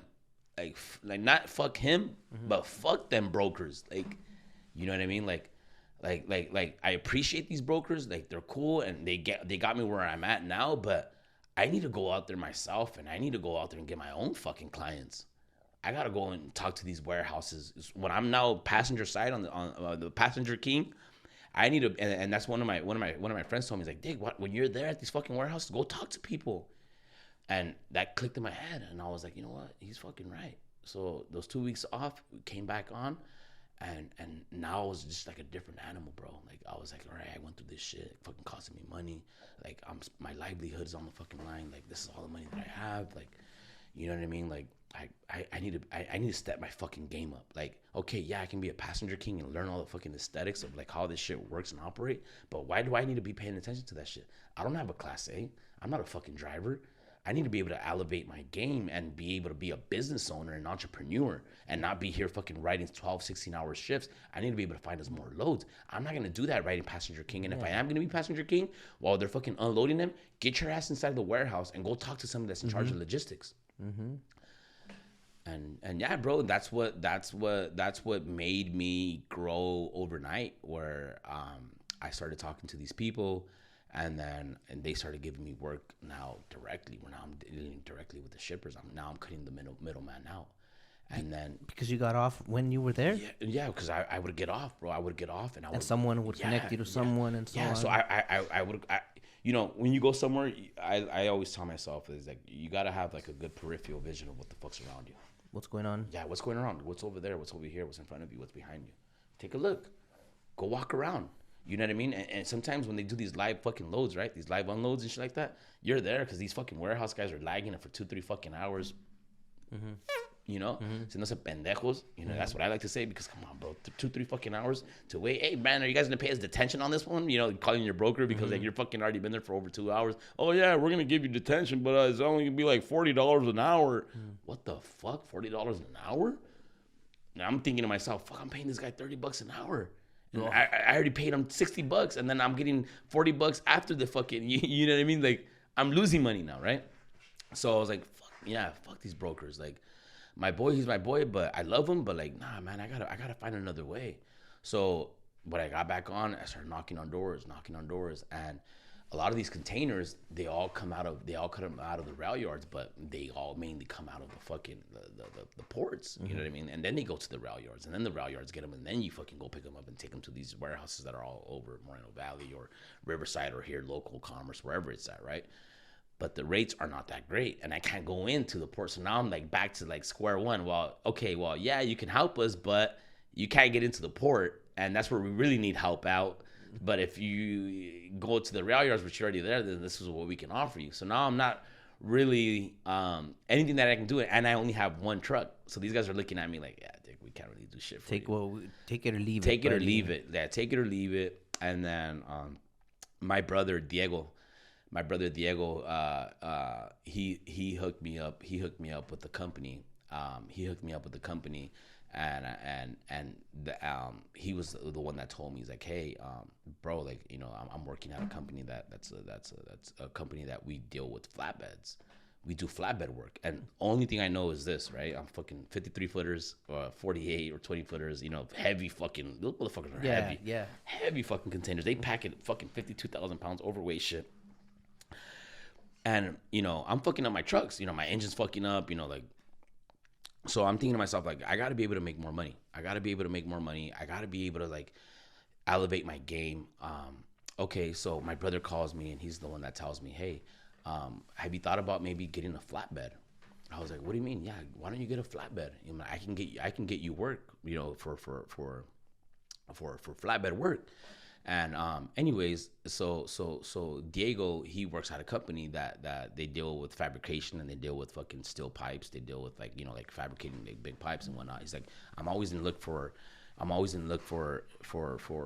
I call him brother because we grew up together. You know what I mean? And so long story short, my bro tells me, like, hey, like, you know, I can get you work where I work at. I was like, what? Like, really? Like, yeah, I can get you work. Like, get a fucking flatbed. Like, why don't you try to like get into flatbed? I'm like, bro, well, we don't know flatbeds. Like, I've never hauled any loads doing flatbeds. And then he gave me the opportunity to start working with them. So I went out and I rented out a flatbed. I found a guy that actually gives work. My boy Richard De La Torre, with Sebring Logistics. Shout out to Richard. He actually took me under his wing. Richard De La Torre, he takes me under his wing. I find him on OfferUp, bro, because I'm looking for fucking flatbeds, right? Because I need to be able to find one. And I come across his ad on fucking OfferUp, and it says local work, flatbed work, local work, and la la la la la. So he literally has work for people that want to get in the flatbed, but it's work that they have, right? So he's like, they're a broker, and I'm like, okay, well, this would be a good opportunity to kind of reach out to this guy on OfferUp and see what's up, and they're gonna provide us with a flatbed. I can maybe use this flatbed too to do things with my boy Diego. And I was like, I can maybe use a flatbed for, and I'll do work for this guy too, and in between loads with him, I'll be able to go pick up some loads over here, and he won't find out, he won't trip, because. So that guy, Richard, he takes me under his wing, and we've never done a flatbed load before. And I take Desi, and Desi, my driver, he's only hauled containers. He doesn't know anything about flatbeds. So I pitch him the idea, we're going to start doing flatbeds. Like, so we get back our truck, we're going to get into flatbed, like in the 2 weeks that we're off, we're going to get back into flatbedding, and we're going to do this. And so I'm pitching him the idea, and he's like, all right, for sure. Yeah, bro, as long as we make money and I'm getting paid, I'm cool. I'm like, motherfucker, fuck you. Like, yeah, you're going to get paid, asshole. And yeah, like you're going to get taken care of. Like, let's go try it out. So my brother Richard, my boy Richard De La Torre, I fucking love you, bro. Appreciate you, bro. Like, honestly, like, shout out to you and Sebring Logistics. They've been around for 40 years. They're fucking amazing. John over there, the president, he's a great fucking man. He's given me nothing but advice too, and also Richard, where they've helped me with my business, where I've asked them questions, on specific things like how to structure it, right? Because, what I can do to change it. Yeah. And like, so Richard takes me under his wing, and now Richard is telling me, hey, so this is how you strap down a load. And it's my first time ever fucking using a bar. And again, I'm there now still being a passenger king, but now I'm like telling myself, okay, this is a new business. This is a new area. Now you're going to go attack. You're not going to do containers anymore. Like, the container shit is shitty. You're only making, you're only making $1,000 a fucking week. Like that's not enough. Like, yeah. You went from making went from making fucking 12 grand to 15 grand, a month at a dealership, and now you're only making $4,000 a month, and you have how much of a liability out there? How much money have you already lost because you decided to get into this fucking business? Like, my bank account's trimming more and more and more now, to the point that I'm having to borrow money from my fiance, because my fiance, she was a smart cookie. Her father implemented her, like, hey, save your money. So she's my sugar mama, you know what I mean? Like, she like, cuando se me atoraba un pedo, you know what I mean? Ahí te va unos 1,000, ahí te va otros 2,000, ahí te va otros 5,000. Like, thank you. I appreciate you, mi amor. This is you all look for pretty today. Yes, I love you. So anyways, we get into the flatbed, bro, and it's a whole nother fucking ball game. It's a whole nother dynamic. It's now you're dealing with fucking containers is one thing, but to me, I think the real fucking truckers, and I know Kontaneineros, they might get mad. They're gonna, ese hijo de su chinga pinche cabezón pendejo, cállate el hocico baboso. Yeah. No, tú cállate el hocico pendejo. Nah, but I'm very passionate in what we do now, and we do now flatbeds, and so my boy Richard De La Torre, shout out to Richard De La Torre again, Sebring, fucking love you. He starts teaching me the ropes. Like, okay, you gotta strap it down like this. Go buy and do this, do that, do this. Now I'm thinking to myself, like, son of a bitch, like, if this shit like doesn't get strapped down correctly, like, it could be Final Destination to the person who's fucking behind you. Mm-hmm. You ever watch the movie Final Destination? Yeah, or you if at a sudden stop. Yeah, compa. So all that tuberia all over the road. Right? Yes. So. But the money was better. So now, instead of, before I would get paid loads that were doing rail work, that I would do rail work from fucking, I would do rail work because I couldn't go into the port and I didn't have any other connection. It would pay me like $300 going from here all the way to Inland Empire. And I had to do 4 a day. Now he's giving me loads that are paying me $500 that are coming from Inland Empire over here, or from here going over there, or $450. So to me, it was still like good. It was better because it was more than what I was getting. So I told myself, okay, that's an extra $150. So now if the company's profiting $200, now I'm making $350. Now times that, multiply it times 6, times 7, that's a 6-figure company now, right? That we're profiting, right? Aparte lo que tengo que pagar en los biles. So my brother puts me on, my brother Richard puts me on, and then my bro Diego, he opens up the doors for me. He works at a company that's been around forever in fabrication and pipes. So now I'm getting the experience with Richard, and then in between I'm contacting Diego, and Diego's giving me work also. So now I'm like, okay, like now she's starting to make sense. Like now, okay, like I can see the light. You know what I mean? Like I can actually stay in the business as opposed to me like trying to run the fuck away, because I already took it now. I already took, the losses. I've already not been in the green. I've been in the red. I can stay around for another 3 months and see how it goes until then. Yeah. So my bro Richard gives me work. My bro Diego starting to give me work. So now the money's starting to come in. Like I'm like, okay, like I like it. Now it's getting better. Now I'm making $400 in profit a day. And yeah, bro. So that's how I went to flatbedding, and then now because of Diego and Sebring and all these people that I was able to meet in between, and actually like find out their clients and who their vendors are and who their clients are. Diego gave me a list of people. He's like, look, this is the list of vendors that we deal with. You know what I mean? Like you can kind of mention to them that I gave you work, and that I gave you an opportunity, and that you work with us. And whenever your driver goes to these locations, if you want to show up with them, like maybe you show up with them and then go try to talk to somebody, and tell them like, hey, you got a flatbed and that you're willing to help them out. And that's what I did. I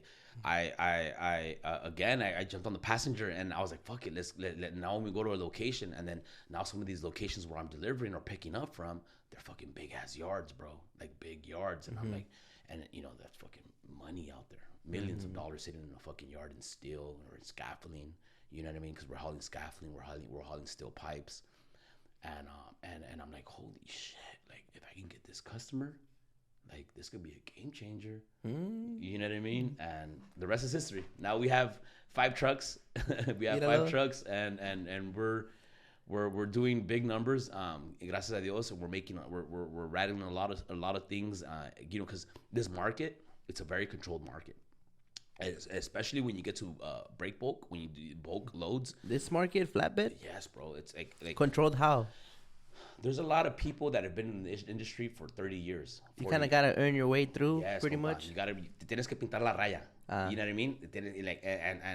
And there's a lot of companies out there that have been out there for fucking years, right? That specialize in flatbedding, that specialize in a bunch of different things, from flatbedding to divaning, to doing a bunch of different things, to oversize, and a lot of these companies that are out there, these shippers, they don't want to have like a little guy like me. I was this big, you know what I mean? They rather deal with somebody that's this big, because obviously they know that their backing is a lot bigger than my backing. The capacity. Right? Exactly. And then they look up your DOT.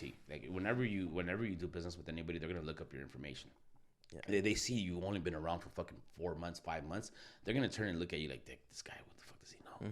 Like, can we really trust him with the fucking a load that's worth over $300,000 on the back of his fucking truck? Yeah, you know what I mean. Should we give him an opportunity? So it was a lot of hit and misses. A lot of people, no. And then one of my clients, one of the persons that I actually dropped off to, he gave me an opportunity, and I ran with it. Where I won't say the name of the company, because you know what I mean.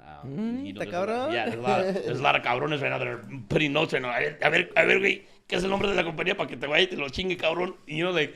Y dijo que le pagaban esto. Tú cóbrale 50 menos. Tú cóbrale 50 menos. So that one particular person and my guy over there, and I will mention the guy's name because he's a gentleman. He's a class act.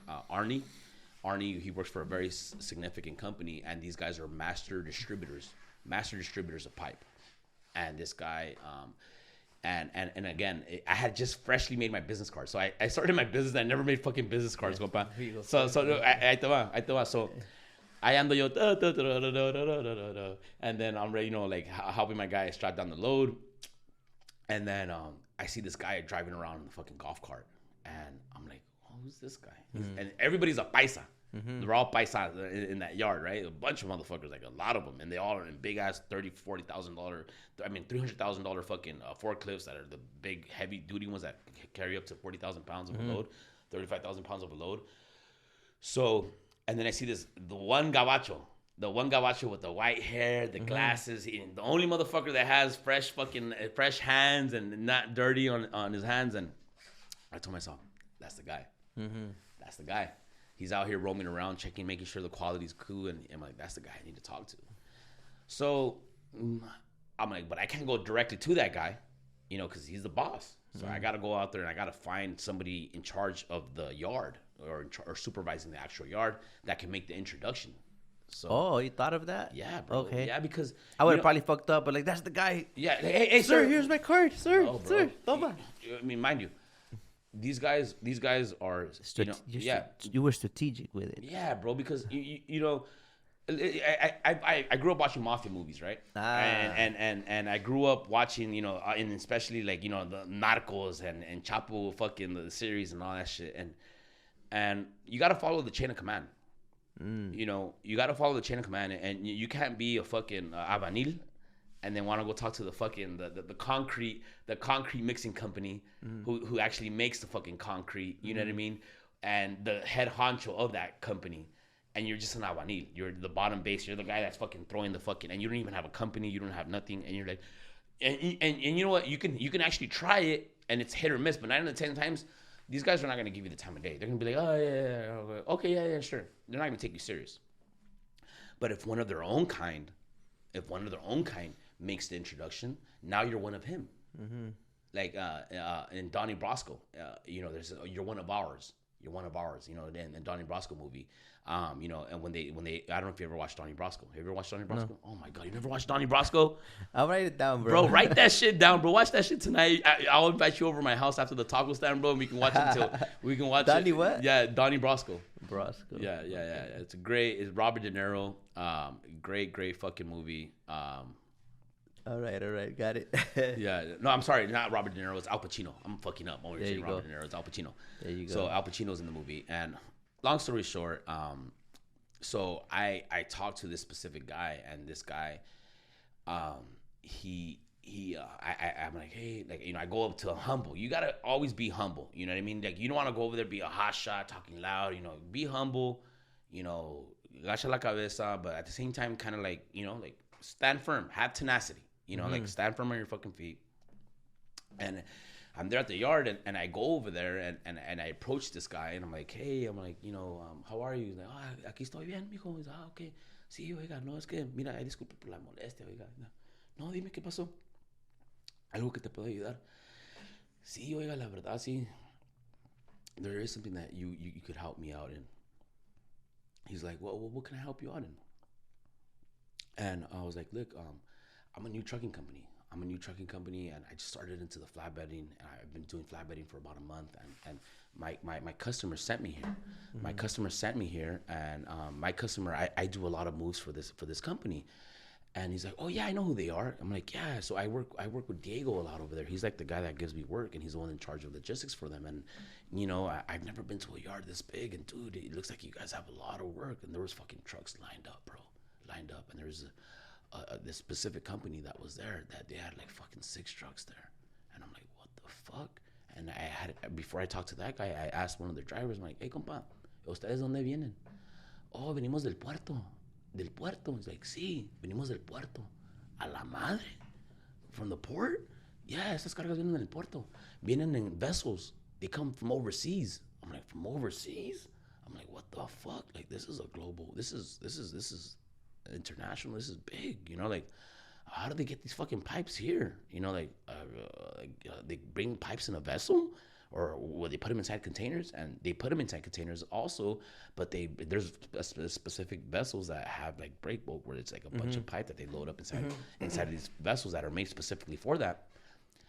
So I was like, damn, like that must be good money right there. Like, you know, like I'm sure like this is big, you know, like as it is, these flatbed loads pay better than what the containers were doing for me. I'm sure these guys are making good money from Long Beach, you know, from Long Beach or LA port to over here, to the city that's not too far away from, Long Beach. So, so I go back and then I'm helping strap up, and then I meet that guy, and I'm like, and I approach him, and I'm like, hey, so like, is there any possible way that, you know, maybe, you know, I can get work from you guys? He's like, oh, well, I don't deal with the logistics side of it, but I'll introduce you. And I was like, oh, please tell me it's that fucking the gabacho that I saw. I'm gonna introduce you to the boss who's in charge of everything. He's like, come on, come with me. You have a business card with you? I was like, yeah, I do. And I had a fresh fucking pack of like 50 business cards, compa. So I told myself, this is a perfect way for me to network, you know, like, you know, it's like, let's go in there. So he takes me into the office, and a gentleman by the name of Arnie, I'll give the name, you know, Arnie, he looks at me from head to toe, but not in an aspect of like, oh, like, who the fuck is this kid? Yeah. You know what I mean? But like more like, okay, like wondering like, oh, what I'm, you know, like, yeah, but I'm sorry, Richard, by the guy that I meet at the yard, the yard supervisor, he goes and he makes the introduction first. So he's like, hey, you know, like, Arnie, like, this guy wanted to talk to you. He's with a transportation company and la la la la. So now he sued these things in, right? Like, so he kind of like speaks on my behalf. So now he's all ears, this gentleman. And, you know, this guy's corporate. This guy's huge. He's a big dog. You know what I mean? He's a Western regional distribution manager. And he's a figure in that business. And this is a big fucking company. They've been around for over 100 years, you know, and so they're obviously doing something right, and you know their capacity is huge. So he ultimately takes my business card. I make him laugh, and and he's like, yeah, man, we always need help. You know, we have a trucking company we've been using for quite some time. You know, they're great, but we could always use help.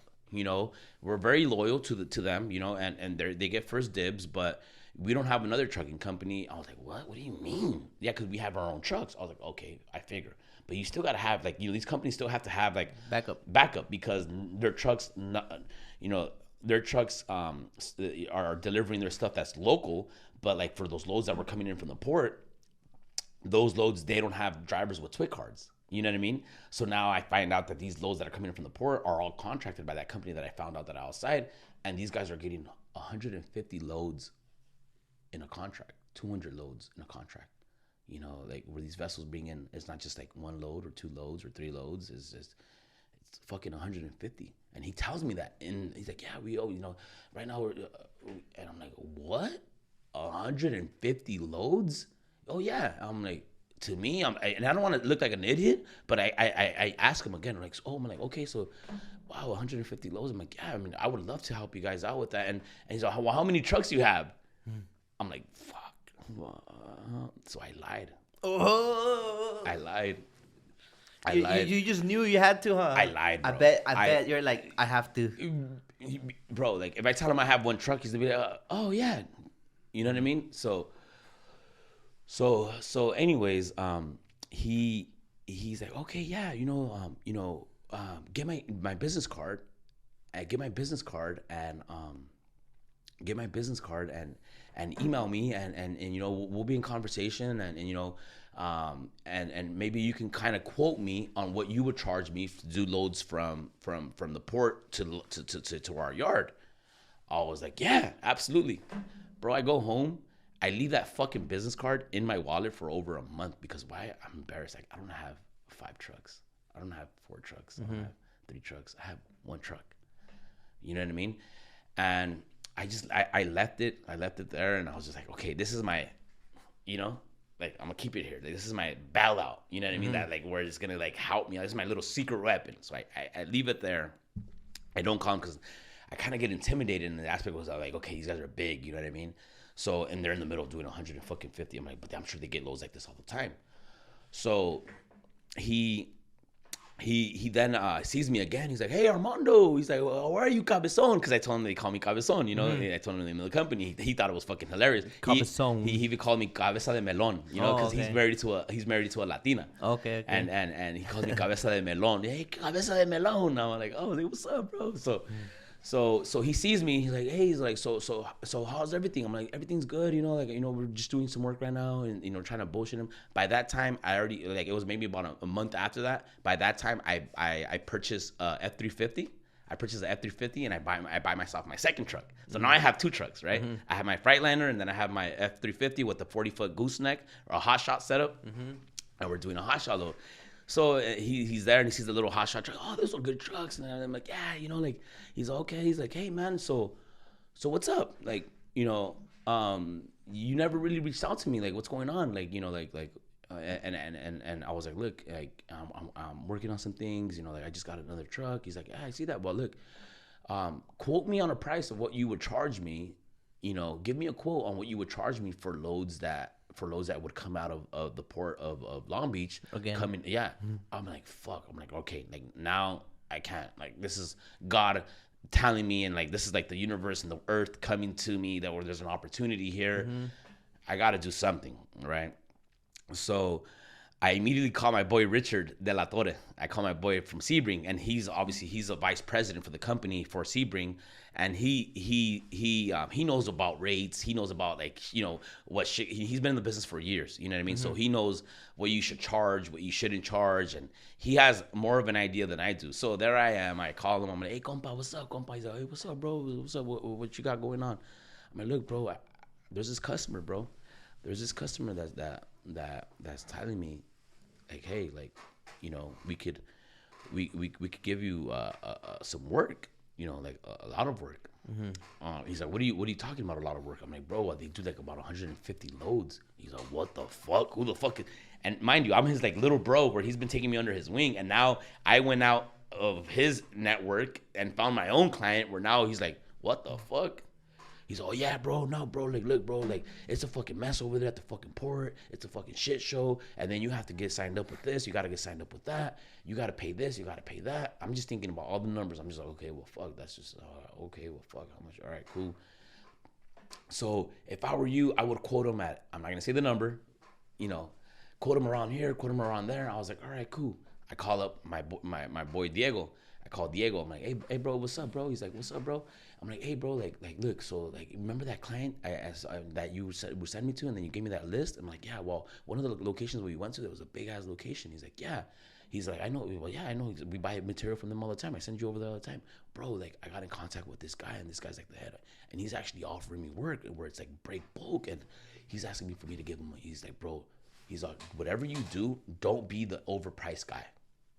You know what I mean? You don't want to be remembered as that guy. But at the same time, make it to where it's something that's profitable for you, where you could get some money. But can you even handle that kind of capacity? I'll figure it out, like, like, whatever I could do. So I got buried. I went and I got in debt. You know what I mean? And I told myself I need to get more trucks. I need to be able to grow my fleet, because now I have the attention of this big guy. I give him the quote, and he bites. Armando, he's like, so these ports, they're non-container terminals, right? So there's no containers that are in these ports where we go to, the Pasha yard, and there's a Mercedes yard too, Pure F. There's no containers, so it's a non-container terminal. But there at those yards at Pasha Steve Doring, they have pipe there. The pipe, steel coils, like that's where all the flatbeds go. Like you don't have these long fucking crazy lines that everyone always talks about, like in your guys' fees of like a hot trash pack is and trash. And then everything, So, but it's very hard to get signed up with these companies in there. Very, very hard to get signed up with these companies. The terminal, at least, because you have to have waivers of subrogation. Which is like basically your insurance has to basically say that they waive the subrogation in case something were to happen in their actual yard. My insurance, if they were to make a claim and they pay the claim, right, because something happened in one of their yards, you're out. Exactly. No. Where the waiver of subrogation, now my insurance company, they paid, let's say the accident occurs, somebody dies, and they had to pay a fucking $1 million. But that accident occurred in their yard, and they kind of feel like it's their fault because of that accident, right? That waiver of subrogation, now what that does is that it actually takes No, it literally tells the insurance company that, hey, you can't come after us, even if it happens in our yard. So if you pay out the claim, you can't come later afterwards and be like, okay, well, we paid $1 million. Pasha, it happened in your yard. We want to go and collect $1 million off of you guys. Not every insurance company does that. You know what I mean? Not every in my insurance that I had didn't supply me with a waiver of subrogation. So now I'm like, fuck, another fucking hurdle. I'm on the verge of getting the biggest fucking contract of my fucking life. That's gonna give me a breakthrough. That's gonna put me, do the math. Let's just say I quoted them at, which that's not the number, but at $300. Multiply 300 times 150. It's a good fucking amount of money. What if it's double that amount that I quoted them, right? That's a lot of fucking money. It's a lot of work too, and that could put me on another level. So that thing is just so that you can't sue them, pretty So much. basically, yeah. So the waiver of subrogation, your insurance company has to be able to have that clause or be able to offer it, and what it does is we're working at Pasha's yard. An accident occurs at Pasha's yard, right? And that waiver of subrogation, what it now does is that my insurance company cannot go after Pasha if an accident occurs because one of Pasha's fucking workers fucked up and killed one of my employees, and my employee died, and I have to pay his family $1 million because they are suing us. Now Pasha somehow kind of might be liable of that, right? But by them having them enforce a waiver of subrogation, now what it does is that the insurance company, even if they pay out that claim, they can't go after Pasha and try to collect money from Pasha. You know what I mean? So se limpian las manos. So they're smart. You gotta be willing to go in there basically without coverage during the time that you're in there, to a degree. With coverage, no. With coverage that you are covered with your insurance that covers you when you're on their property, like a general liability. Yeah. You know what I mean? So now your insurance is gonna cover not only your general liability, but they're also gonna cover some shit where it happened on their yard. So now it's basically they're insured with your insurance. Damn. Okay, I get it now. Yeah. Crazy. So, and if something happens, then you can't go after them afterwards if your insurance company were to pay out the claim. How long did it take you to find to make it work? And then you have to cut ties with your current provider then. Bro, how does that go? Yes. So you had to do it fast. Bro, yes. But so, ahí te va esta. My insurance wasn't up until another month. At my renewal, I wasn't going to be up until renewal. So now we're already like months in, right? Like, my insurance wasn't going to be, so I'm telling my insurance, like, what? How are you not going to be able to give it to me? Like, so I'm going back and forth. Like, I'm fucking losing my mind because this is, to me, this is going to change my life. It's gonna make my company explode overnight. So I'm talking to my guy at that company, and I'm like, hey, look, man, this is happening. He's like, man, fuck. When these brake loads come in and you get a contract, you get 7 days to get the loads out. You get 7 days. After that, they charge you a demurrage fee. So when these 150 loads come in or 100 loads come in, these guys that are now my competition, because we serve the same clients, y ya les ha bajado otros clientes que no porque ellos sabía que ellos trabajaban con ellos or that they work with them, but because I went knocking on their doors too, and now they give me work. These guys are getting 150 loads or 100 loads or 80 loads that they got to get out in fucking 7 days. So the amount of money you're going to get in 1 week, 6 figures, if you can execute. Mm-hmm. So now I have that hurdle, and I'm like, fuck. So I have a setback. So Arnie, my buddy, tells me, he's like, hey, he's like, Armando, he's like, don't worry about it. He's like, we get these loads all the time. I was like, yeah, but Dick, like, I want some of that action, Mm-hmm. Yeah. And he tries to split the POs, but I can't even get in there because I don't have my proper insurances, right? And these guys are not going to contract me because obviously, you know what I mean? Like, it's their shit, mm-hmm. And they're going to contract only the workers that they have, or if not, the owner ops that they work with.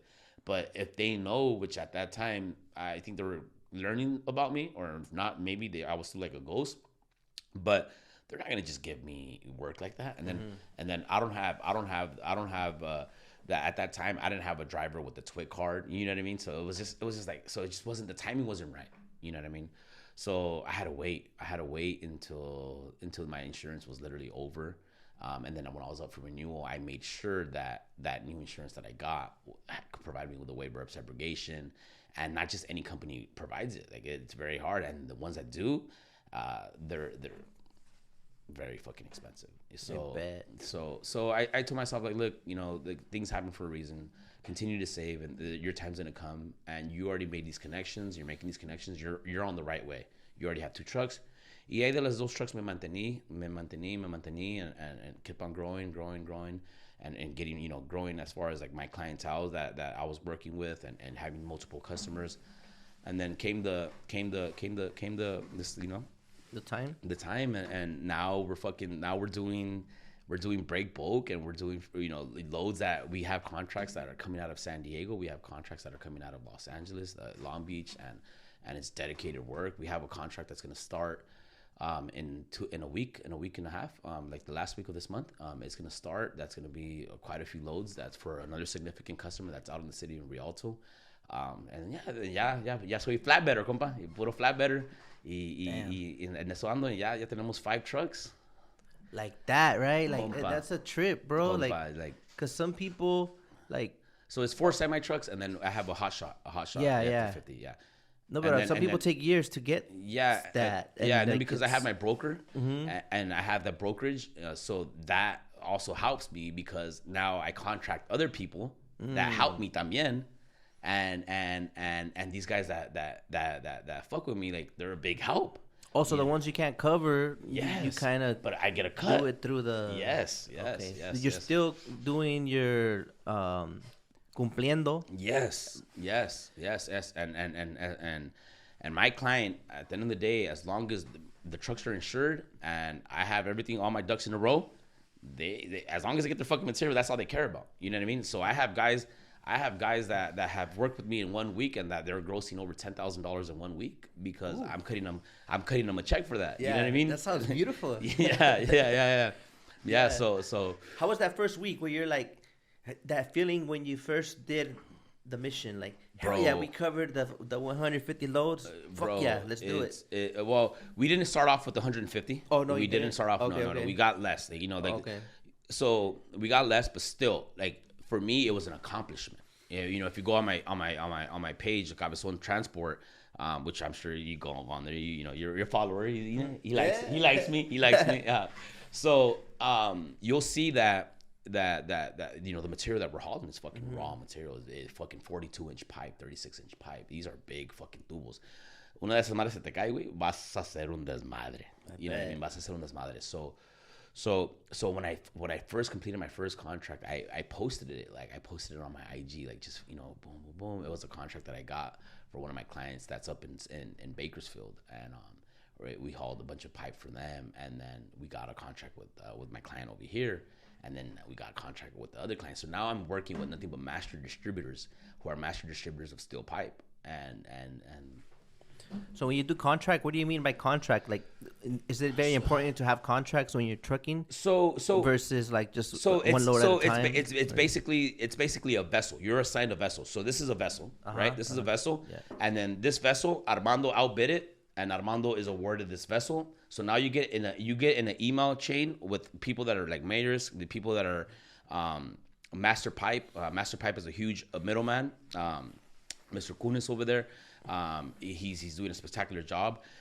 Some Greek guy, which I actually want to meet. God willing, one day I can meet him, because this guy he's the middleman of, like, bringing material from Thailand, bringing material from South Korea, bringing material from China, and a lot of these companies use Master Pipe to bring over their material from over there, because they can't get the deals that he's getting, right? Or they're not giving the deals that he's getting. So they don't have negotiators. So what they use is these people to bring over the vessel, and then this guy is the one negotiating the deal of the vessel that's coming overseas over here, but he's making the money where okay, he's buying it for $5.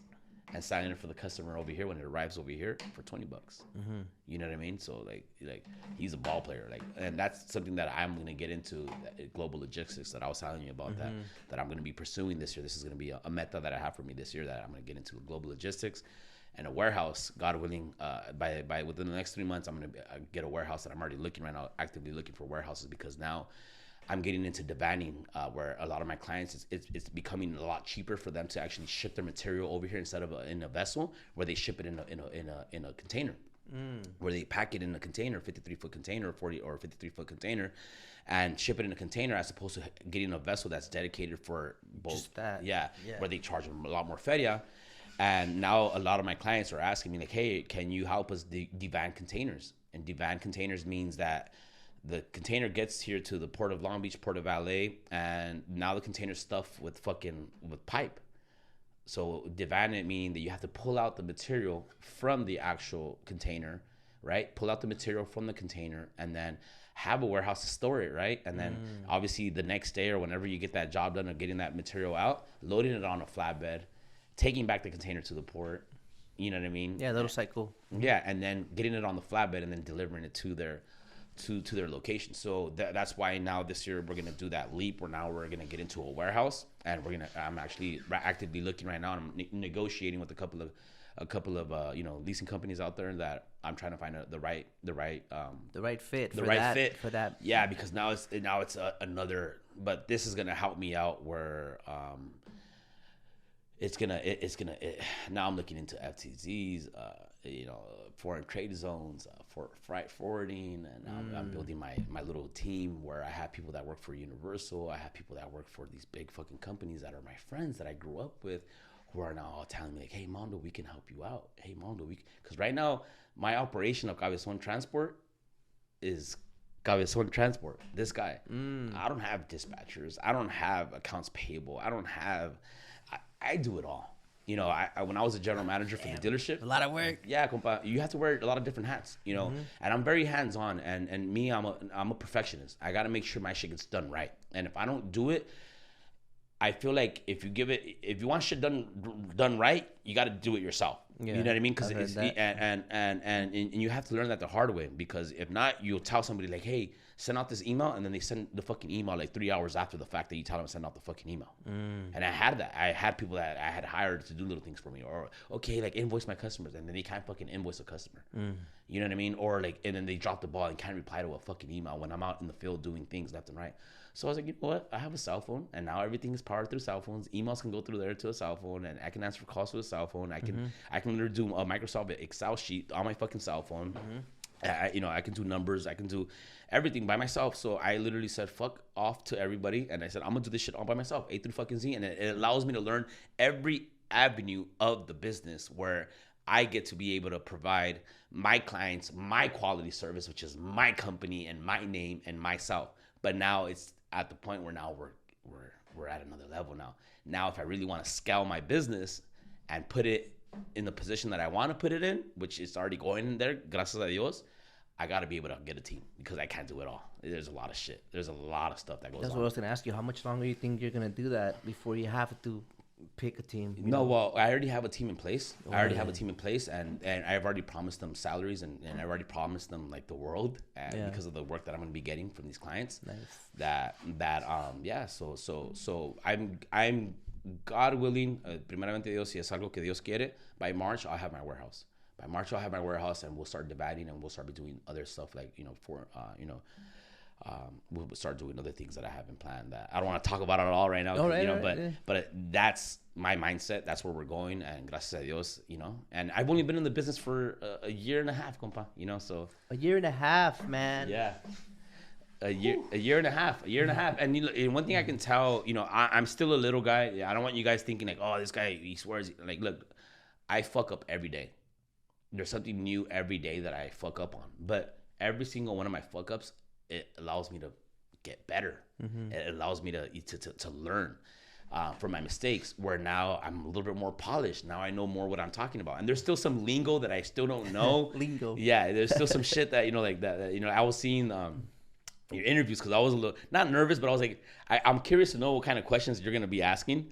So I saw the one with Franco Trucking, Franco Transport. Shout out Javi. Yo, Javi, what's up? I love your corrido, by the way. Your family's corrido, fucking 18 llantas. That shit's a banger. I've actually listened to it, and I'll do videos with that song in the background when I'm posting a little. So good looking out, bro. Your corrido's a shit. And honestly, I saw your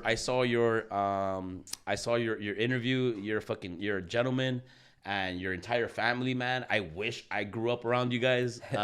I would probably right now be kicking your guys' ass if I grew up around you guys, because I'd probably have like 500 trucks, and but I'm bullshitting, bro. Yeah. You guys are. I would love to maybe meet you guys and pick your guys' brain. If you guys want to hire me, I would love to come work for you guys. Yeah, but yeah, man.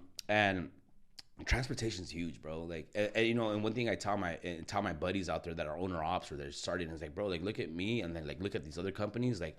Everyone says, oh, it's fucking slow. There's no containers, or there's no this, there's no that. Like, you're in charge of your own fucking destiny, mi gente. You're in charge of your own destiny. We all have 24 hours in a fucking day, and it's up to you how hard you're going to work, And you can't allow one little minor setback set you back the entire fucking day, where now you're stagnant and you're stuck thinking to yourself, like, well, I can't get this done. Oh, poor me.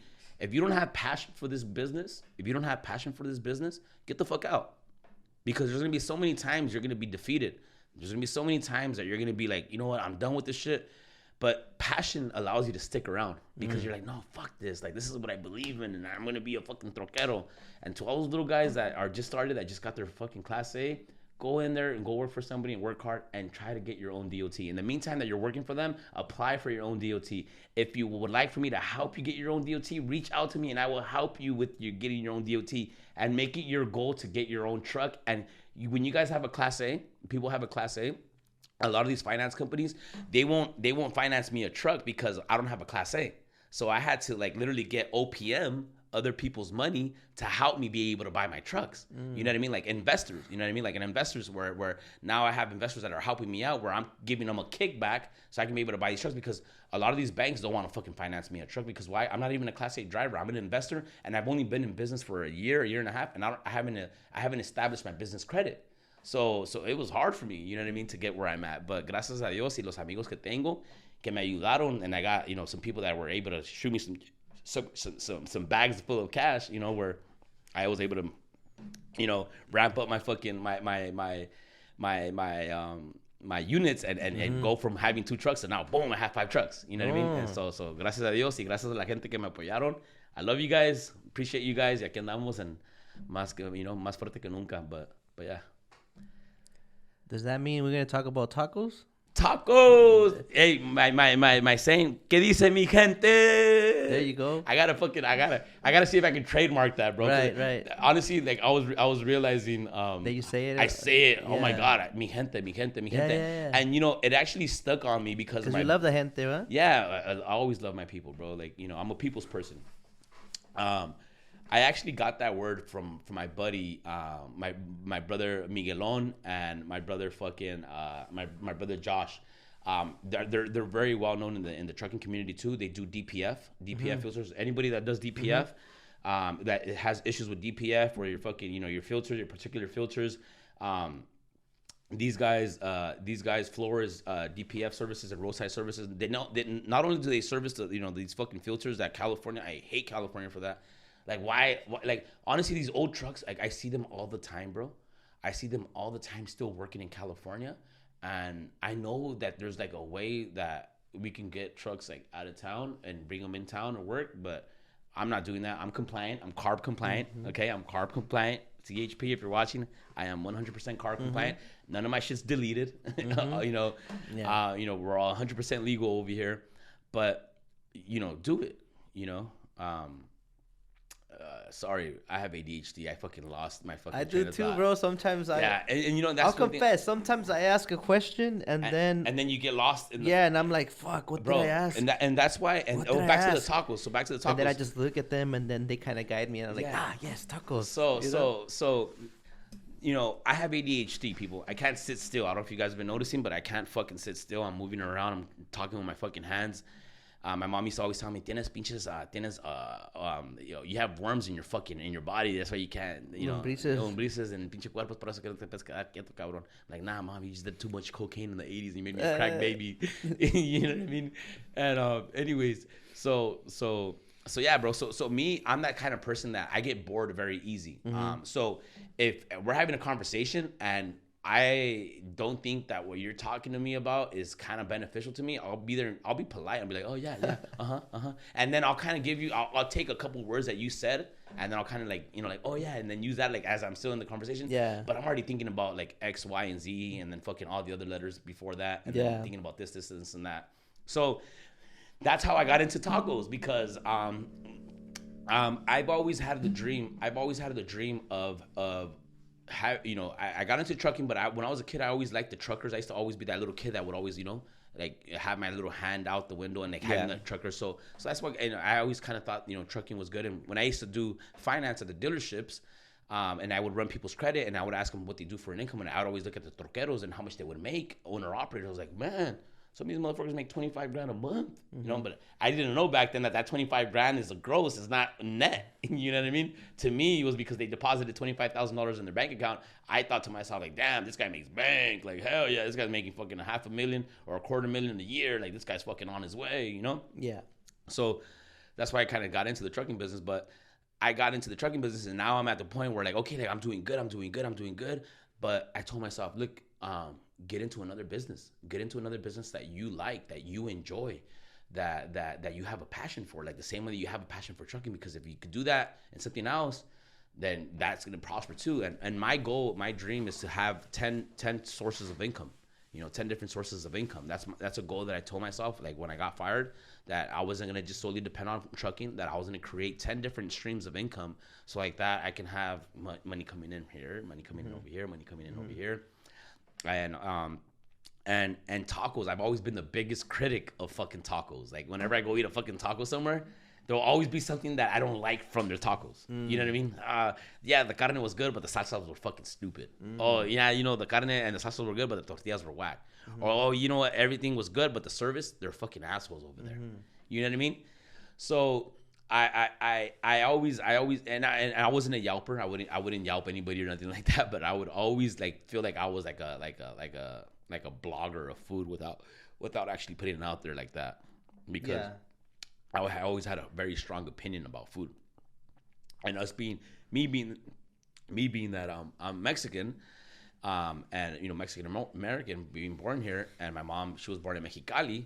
I always felt like Mexicali has the best fucking tacos. Like, why? Because we use tortilla de harina as opposed to your traditional tortilla de maíz, right?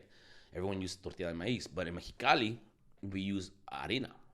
And I've always told myself, like, we have the best tacos. And I've always had a passion for tacos. And I was like, you know what? Like, I see everybody right now, and their moms, everybody's fucking tacos estilo Tijuana, tacos estilo Tijuana, tacos estilo Tijuana, tacos estilo Tijuana, or tacos estilo Culiacan, estilo Sinaloa, or like, and I'm like, you know what? Fuck all these people. Like, I'm fucking tired of Tijuana tacos. Like, they all taste the fucking same, and they all use the same fucking salsa. They all have the same little, I'm like, I gotta put Mexicali on the map. I gotta put Mexicali on the map, and there's a couple of people out there there's out there like Asadero Chicali. I respect to them. You guys have really good food. Mexicali Taco and Company, that's in downtown LA off of Figueroa. And then there's Sonora Town, but they use Sonora Town because in LA back in the days, there was a town in downtown LA years ago, hundreds of years ago, I think it was called Sonora Town. And they named it after that, that little part in LA, Sonora Town, where they're located. But they also do the tortilla de harina. But it's very limited, bro. There's like maybe like 3 people out there, right, that are out there doing that scene of tacos, right, of estilo like Mexicali or Tecate or whatever. So everyone in every corner, there's estilo Tijuana everywhere, bro. So I was like, you know what? Like, fuck all these guys. You know what I mean? Like, I was like, I know the recipes. My mom taught me how to make salsas because I was raised by my mom. She's a single mother. Shout out to all the single mothers out there. She taught me how to make salsas. She taught me everything. And I started learning how to, like, I started applying all that stuff where I was like, you know what? I know how to make salsas. I know how to make rice. I know how, like, what kind of estilo I need to do, the mezquite. And then also in Mexicali, we like doing extravagant tacos where in Mexicali, you'll be able to find like a ribeye taco or you'll be able to, okay. yeah, and that's where I implemented a tomahawk where I have tomahawk. I have like bomb cuts. I have lobster tail. In a taco. So that's different. And then I have also tasajo, which is bottom sirloin. And yeah, bro, and in 1 month, I mean, you were there yesterday. How busy were we yesterday? You know what I mean? And yeah, it was hard to get a word in. Yeah, exactly. So I opened up, Tacos del Cabezon literally a month ago, and gracias a Dios, and with the help of the community that's been supporting me in the city of Bell Gardens where I grew up, and I wanted to bring my taco stands to BG because that's where I grew up at, and then there's street vendors, and I was like, you know what? Go ahead. Yeah, sorry. So ultimately, yeah, bro, we launched Tacos del Cabezon. I threw you off. Sorry, yeah. No, because I pulled up and I was gonna tell you that I pulled up and I saw the cop right there. I was like, oh no, they're gonna probably but I already imagined like putting all the food in the trash. You know how they pull up and they just fuck your shit up. But look, BG is a spot. Bell Gardens is a beautiful city. They actually support street vendors, and there's actually a law that went into effect that they allow street vendors to be there. They're not like these other cities that are kicking people out, that are fucking people up, the cops there are fucking beautiful.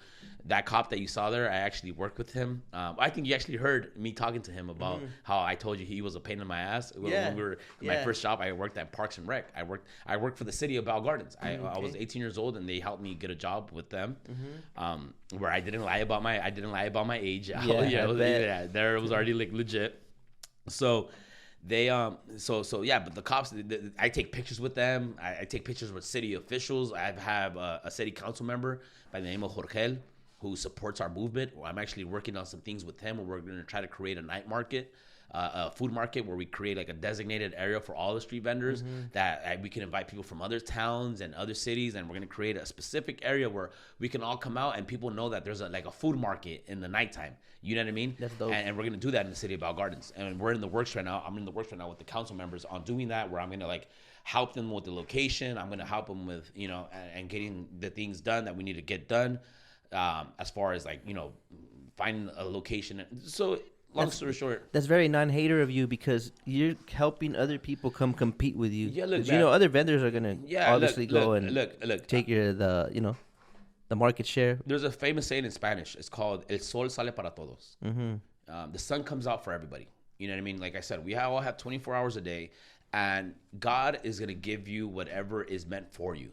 He's gonna give you whatever is meant for you. You know what I mean? And even if there's somebody that sits right next to you and you guys are selling the same shit, wish that person well.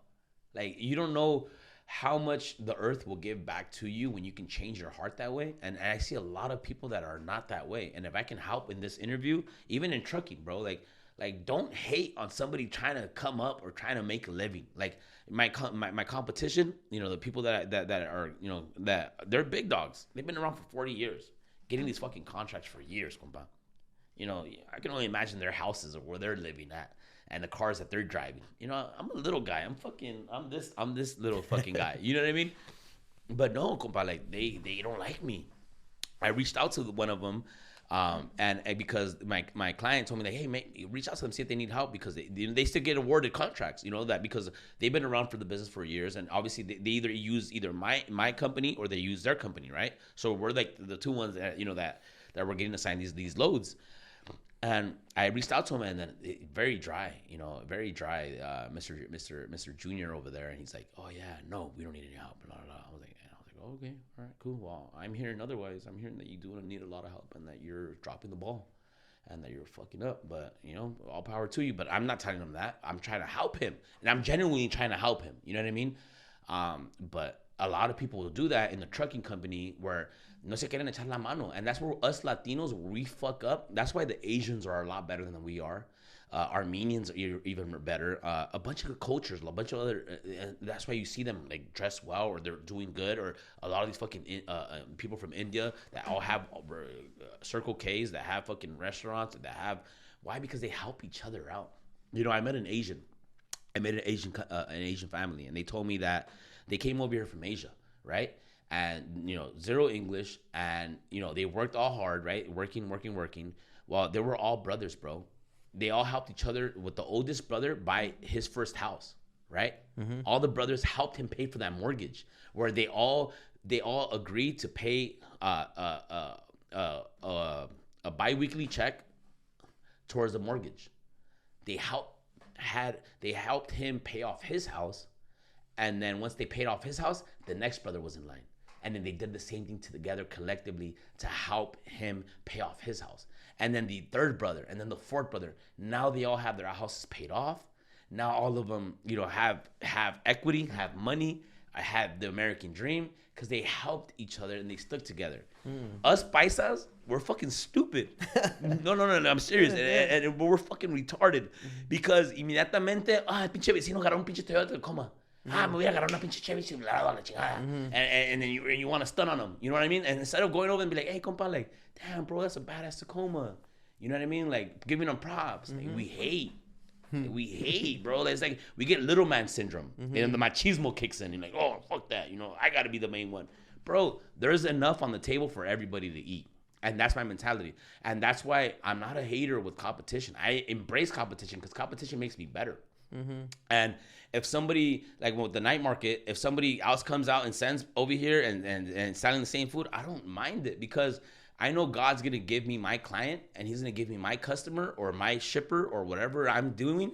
He's going to give me what I deserve because of the work that I put in. But if you're not putting in the work, and you're not doing all these things, and you're not giving back to the community, and you're not trying to do something positively, you're not going to get anything back in return. The earth isn't going to give you anything. You know what I mean? So even at times that I've literally given my last dollar to people, I don't care, because I know that Dios me lo va a multiplicar. You know what I mean? And when you can do that naturally, where you don't even think about God, then that's when the real blessings start coming your way. And then doors everywhere start opening up, because they see right through you, and they know that you're a very black and white person, and that you're transparent, and that there's no bullshit behind you, and that you're not an egoísta, or where you're an I guy, where it's okay to be an I guy, right? But it's even better when you can serve somebody that's a stranger, that you helped him get in a better position, that maybe now he's in a better position than you are, but you did something. You made a difference. You know what I mean? And now that difference, that's going to change a generation, where now you're going to make an impact on his family and his family to come. You know what I mean? So always help each other out, mi gente querida. Never hate on nobody else's success. You know what I mean? Like if you guys get into podcasting and you guys you can't be as successful as my boy here with Kontanteroz and running his social media platform and what he does, don't hate on him. Don't send him fucking messages talking shit, or because I'm sure you get messages like that too, compa. You know what I mean? Or like, sometimes you can't please everyone. Yeah. But it's I don't take it personal anymore. Yeah. I'm just like, oh, okay. But yeah, bro. But that's my mindset, and I think that's kind of helped me out. Especially now that I have a business. Even when I was in the dealership, it helped me out. You feel like the ball starts rolling, like once, like you feel like you figured out some kind of secret with like law of attraction, or is it like the more gratitude, the more you get, or like what? Yes, like honestly, bro, like we all have to we have to start putting that energy out there. Like whenever you say like, oh, I want to buy this container, you start planting that seed in your head. You start working towards it, where you eventually things are gonna line up for you, and God's gonna do that. Where he's gonna bring it together for you, where now you're gonna have that container. I'm so sorry, bro. Salud. Hiccups. I think because I haven't drank anything this morning. I'm like getting hiccups, not beer, but just yeah. I haven't drank a single cup of water. My body's probably asking me today, hey, you need to fucking drink something. A horrible host, guys. Yeah, horrible host. No Starbucks. Agua, no Starbucks, no water. Like fuck. Entrando el año bien. Nah. Let me mark it down so I can edit this part. No. Anyways, but yeah, bro. So I am a firm believer of that. You know what I mean? Law of attraction is very, very, very true. When we all want something, like even when you want to date a girl that you fucking think that's beautiful, like the way that I did with my women, you start doing things to impress them. You start doing things that they want, that they eventually want you, right? Whether it's a customer, whether it's a person you met on the street, whatever it is, right? You're making an impression. Your first impression is your best impression. So you want to make sure that you leave a long-lasting impression where they go home and they think about you. And it could be a client, it could be a customer that's at a taco stand, or it could be a client at a trucking company, where they remember you, like, you know, like that gentleman that remembered me at that company. He remembered me, where he followed up with me, and I'm over here like a tonto, scared, not hitting him up.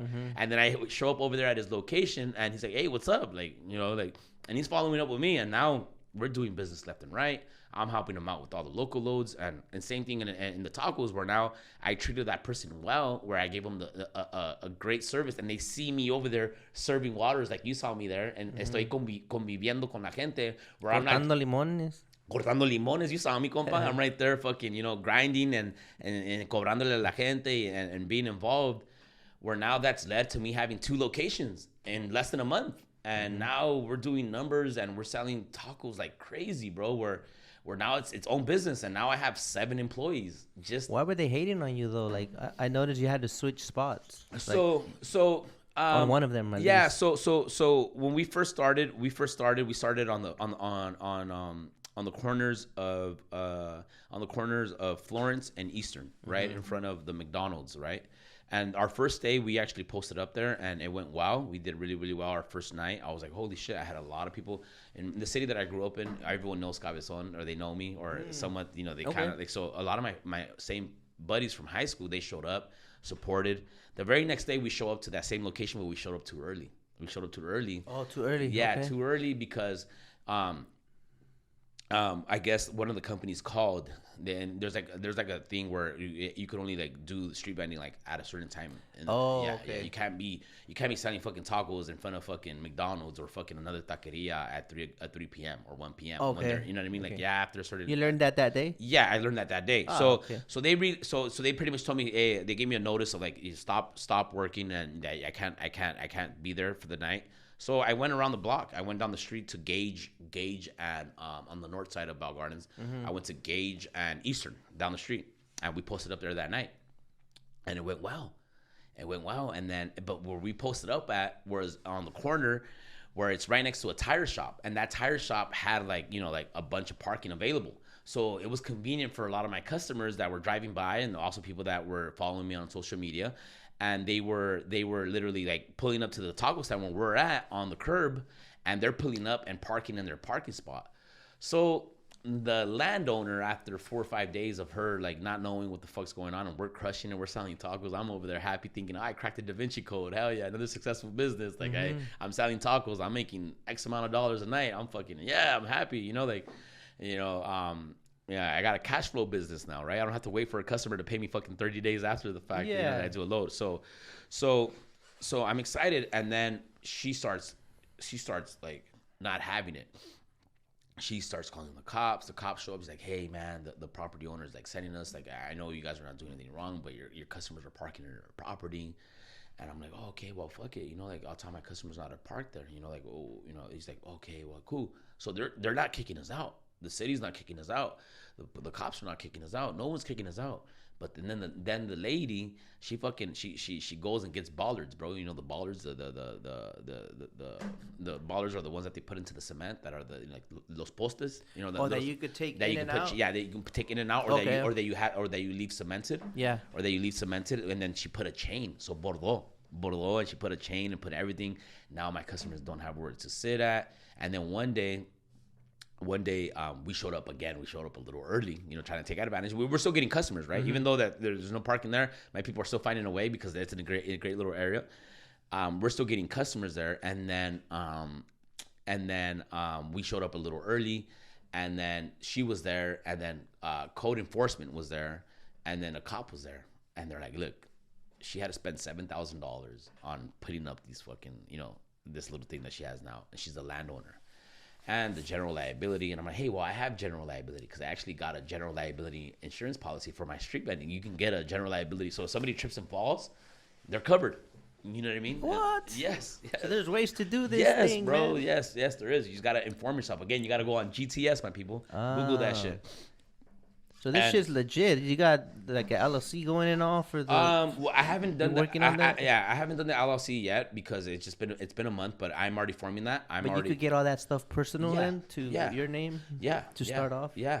Okay, Absolutely. Yeah, absolutely. And you just give them the name of the. So you can go to an insurance company and you can go to farmers. You can go to State Farm and you tell them, hey, like I'm gonna be a street vending.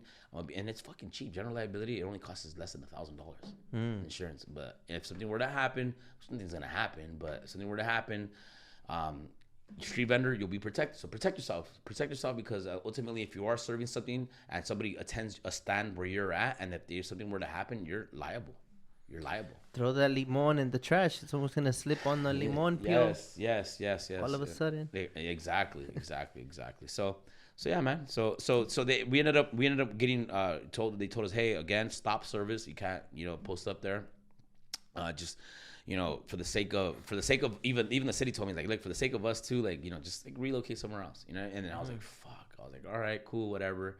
So I was like, you know what? So the profits that we made in the first week and the second week, I was like, you know what? I can afford, because these taco stands they're expensive. You're not spending just like $1,000 and know that you have a taco stand. Like, no, like if you want quality shit, you're gonna have to pay like $6,000, $7,000, $8,000 for like a nice taco stand setup, right? Okay. And you saw my taco stand setup, So these materials that they're using to build them is not cheap shit. Like, I don't have cheap shit. I have quality stuff that I want to be able to use for the next 20 years if I can. So everything's custom made, and it costs us a penny. So we make some money. We made some money in our first week. We made some money in our first week, and we made some money on our second week, where now by the second week, they're kicking us out of that location. So I was like, you know what? With the money that we made from the profits that we made from the tacos, I'm going to go and buy a second taco stand. And now we have 2 taco stands, bro. And we're serving quality fucking food all night long, 7 days a week. And we have 2 locations. And now I have one where they kicked us out. We literally posted up across the street from there.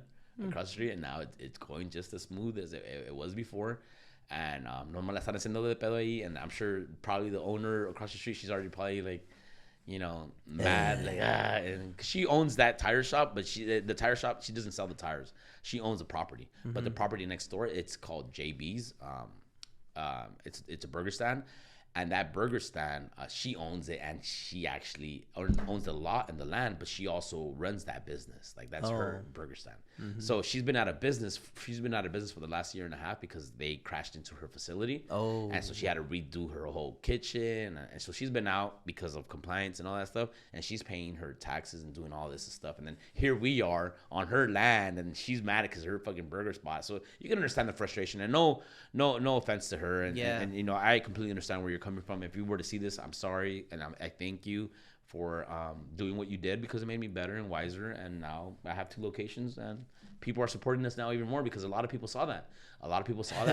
And Trip Out, the location that you want to go visit us. Yeah. The location you want to go visit us at yesterday. Some girl reached out to me on Instagram, and she's like, hey, I saw what happened and how they kicked you out. That's not cool. My father has a shop on the south side of the city, and he has a shop over there, and I kind of told him about you and your situation, and I want to help. And I'm like, you don't even know who I am. Yeah. I'm like, oh my God, like, this is the earth, like, giving back to me. You know what I mean? Like, like, okay, yeah, sure. So I was like, absolutely, I would love to talk to him, And I went over there and talked to the gentleman, and we came to some type of agreement, obviously. But his interest wasn't the money. Yeah. It was him wanting to help me. But of course, he's not going to just fucking, you can post up here, and he knows that I'm fucking generating a dollar and him not getting cut. So we came to an agreement, a very, very reasonable agreement for me for now. And now we have that permanent location and the other location that we have, and yeah, bro, like the taco scene is for real. And now I grew my audience on Instagram more than my trucking page, and crazy, huh? Yeah, crazy, bro. All within a month. And now I have more than 2,000 followers, and I have people that are reposting our food every night that are talking about it, like, it's really good, come down. Or everybody recommending our stuff, and estilo Mexicali, puro cachanilla, puro pinche Mexicali, mi gente. And now mi gente is a fucking thing. Hambre. Yeah, you see, compa, I should have brought you some tacos. I should have brought the fucking mariachi band and the fucking tacos, bro. Yeah, right here. Yeah, we should. Next time, bro, we'll do another one. We'll do another podcast. I'm down. But yeah, so yeah, bro. So now we have Tacos del Cabezon, and then our Instagram is Cabezon Tacos. To those followers, if you guys want to follow us, Cabezon Tacos, The best tacos in all Los Angeles. I'm making the statement right now, and I'm saying it again. The best tacos in Los Angeles, mi gente. So come try them. We also have regular tacos. You know, like we have all the regular meats, asada, chorizo, al pastor. We have pollo, and we also have costillas de puerco, so, pork ribs. But we also have fine cuts like tomahawk, and we'll put a tomahawk in your burrito, or you can buy the whole fucking piece of a tomahawk.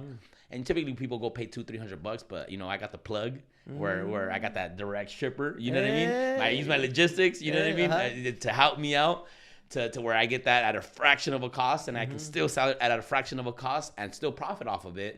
Where now it's becoming a thing, and man, like the support that I'm getting from the city, the support that I'm getting from the cops. You saw the cop yesterday. We were bullshitting right there, laughing with me. Ordered a burrito, and he didn't get it for free. I charged the motherfucker. You know what I mean? Like, you know that. So he even wrapped it up himself. Yeah, he even wrapped it up himself, and you know it's a beautiful feeling because the city of Bell Gardens has literally embraced me. I participated. I'm sure you saw, but the parade.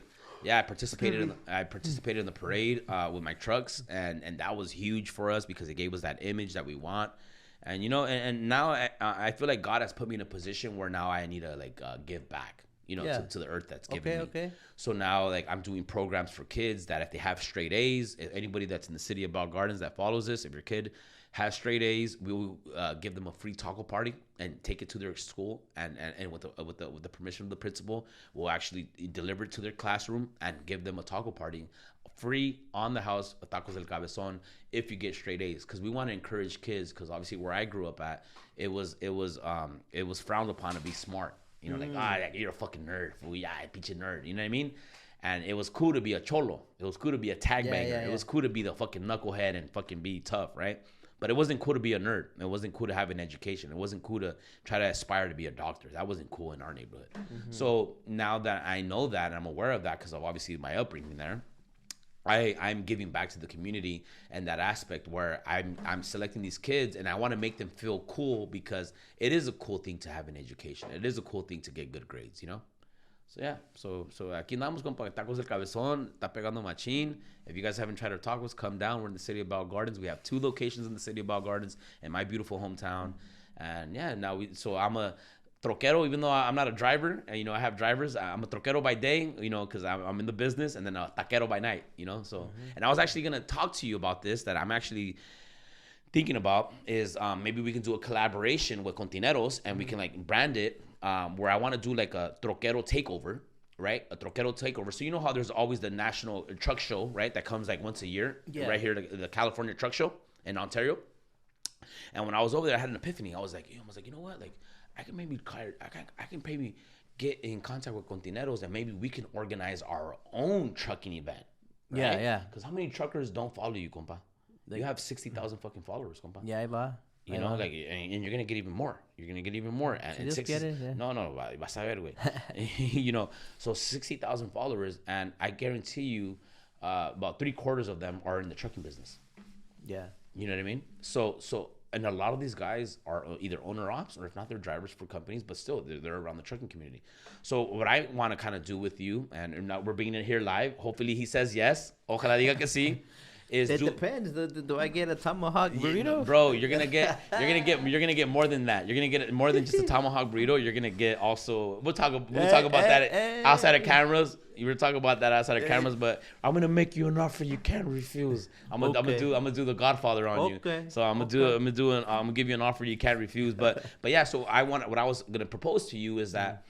I want to be able to bring tacos and trucks together because we're all troqueros and a lot of us paisanos, even if you're fucking the chuchos, you know, the chuchos and Central Americans, you know, all of my workers, they're all Central American and they kick the bomb as tacos. So I'm sure everybody likes tacos. I don't care what race you are. I don't care where the fuck you're from.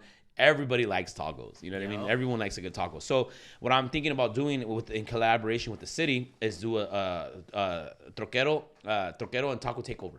So where we have like events like maybe once a month, and that once a month, everybody who's an owner op or that has a truck comes out and there's like a designated area where they can like showcase their truck. And it doesn't matter if your truck is fucking a Kenworth or a Peterbilt or if it's a Freightliner or an International or how they like to call them Intertrational. You know what I mean? Like, yeah. So it doesn't matter what brand you have. And even if it's if it's a fucked up looking truck and that has a faded paint job, I'm proud of all of my trucks, even the ugly ones. You know what I mean? But you know, and I have a nice fleet, but still, like I think all of us, we feel accomplished though, right? And our toys or our little trucks that we have, we should be proud of them and want to showcase them and be able to go to an event where people are gonna want to, the city's gonna want to come out and look at your truck. Kids are gonna want to jump in it. They're gonna want to see you honk. You know what I mean? And then have an area where we can have all the trucks come out, and all the people that have fleets, like Franco, maybe he can bring out some trucks. All these companies that can, you know, maybe they can all get involved in this, and then have like a night market. You know, maybe in that night market that I'm going to be doing with the city of Bell Gardens, where we can have a designated area where it's a taquero and troquero taco takeover, and on maybe on a Tuesday night or whatever day we choose. And we have events, and now people are, you know, there's multiple food vendors, not just us, and we'll invite other people, not just to benefit me. I don't, and not, you know, like, although I would like for you guys to eat more over here on my stand than everyone else's stand, but it's cool. It's cool. Go eat pupusas, go eat some tacos over there. I'm sure they're all delicious, and as long as you know, we can make a living and my people could, you know, be happy, and I can see the trucking community, because I'm in the trucking community, and I want to synchronize them both together. Because I mean, every time when we're out there on the road, or you know, even when I've been on the road with my drivers, you know, you fucking see a lonchera on the side of the road. What's the first thing you're gonna do? And you're fucking hungry. You've been working all day. Yeah. Oh, pull over the lonchera real quick, or pull over that taco stand real quick. Out it that way. You know what I mean? Let's go eat some tacos. You know, and I want to organize an event with Kontaineroz that, God willing, you can support it.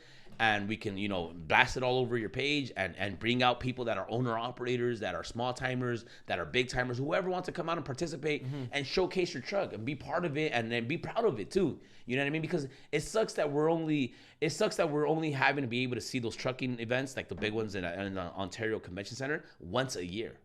You know what I mean? The California Truck Show, it's once a year. And then there's other little ones, but nothing that's like once a month. You know what I mean? Like, that would be cool, because now we can network more, right? And there's gonna be people over there like, oh, so what do you do? Oh, I do flatbed. And then when people come talk to me, oh, what do you do? Oh, I do flatbed. Oh, you do container. Okay, and then we can network. And if we can all network with each other, imagine how much greater we can all be. Because I might be the connect for the flatbeds, you might be the connect for the drayage, and another guy might be connect for the reefers, and then guess what? We all have a conversation together where there's no hate involved, and it's just nothing but positive vibes. And people are able to now grow because I hooked you up, vice versa, you hooked me up, and we're networking, right? So it's a networking stage also for the truckers. And then you get to also eat bomb-ass food. Yeah, you know what I mean? I'm down. Yeah, so sounds interesting. We'll chop it up. Yeah, for sure. God willing, you know, God willing, you could help me with that. I like how you got ideas coming and going, and you know what I mean? Bro. Got that 10 streams of income. Yeah, I could see that coming soon. You know, God willing, bro. God willing. I saw that from I believe it was an article that I had read, but yeah, times 10, times 20, times 30. If you can sell 10 tacos, do it times 10, times 10, times 10, times 20, times duplicate 30. It. Yes, multiplicar. Yes, sir. Sorry, man. I ran out of time. I don't know how long we've been here, but we're almost out of time. No, I'm sorry, bro. I'm sorry. I'm a fucking motor mouth, and yeah.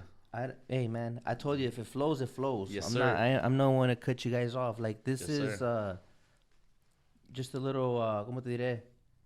A little reminder when you guys come on here. Like, this is your chance to like express yourself, say what's on your mind, and share a little bit about you. And what I love about this interview is that you show how you could start from nothing and have setbacks. And if you just push past them, push the envelope. You don't know what the fuck. Like, imagine when they wrecked your truck. Yeah.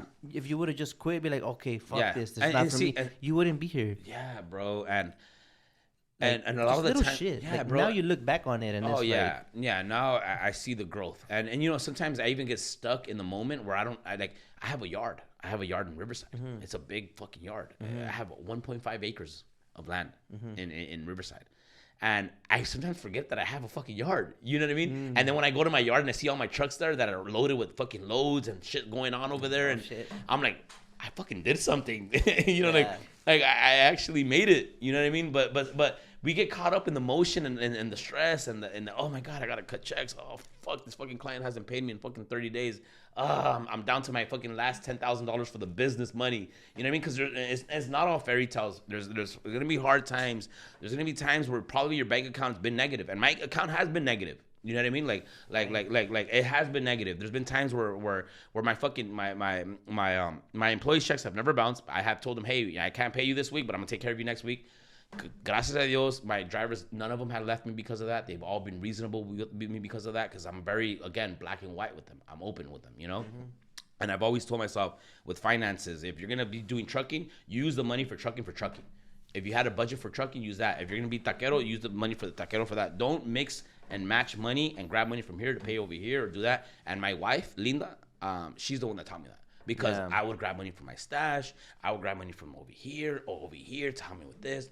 And then she was like, no, fuck it. Like, if you can't afford it, then figure it out. But stop. Like, there's no more personal money. Like, just think about that you're broke. You have no more money. Yeah. And just, like, figure it out. And thanks to her, I've been able to, like, grow with my finances where now it's, like, in a better... I have a question. How do you establish, like, knowing what salary you're going to pay yourself? Because right now there's a lot of guys that had to get their own authority, and they're new to the business, right? Look, so they're like...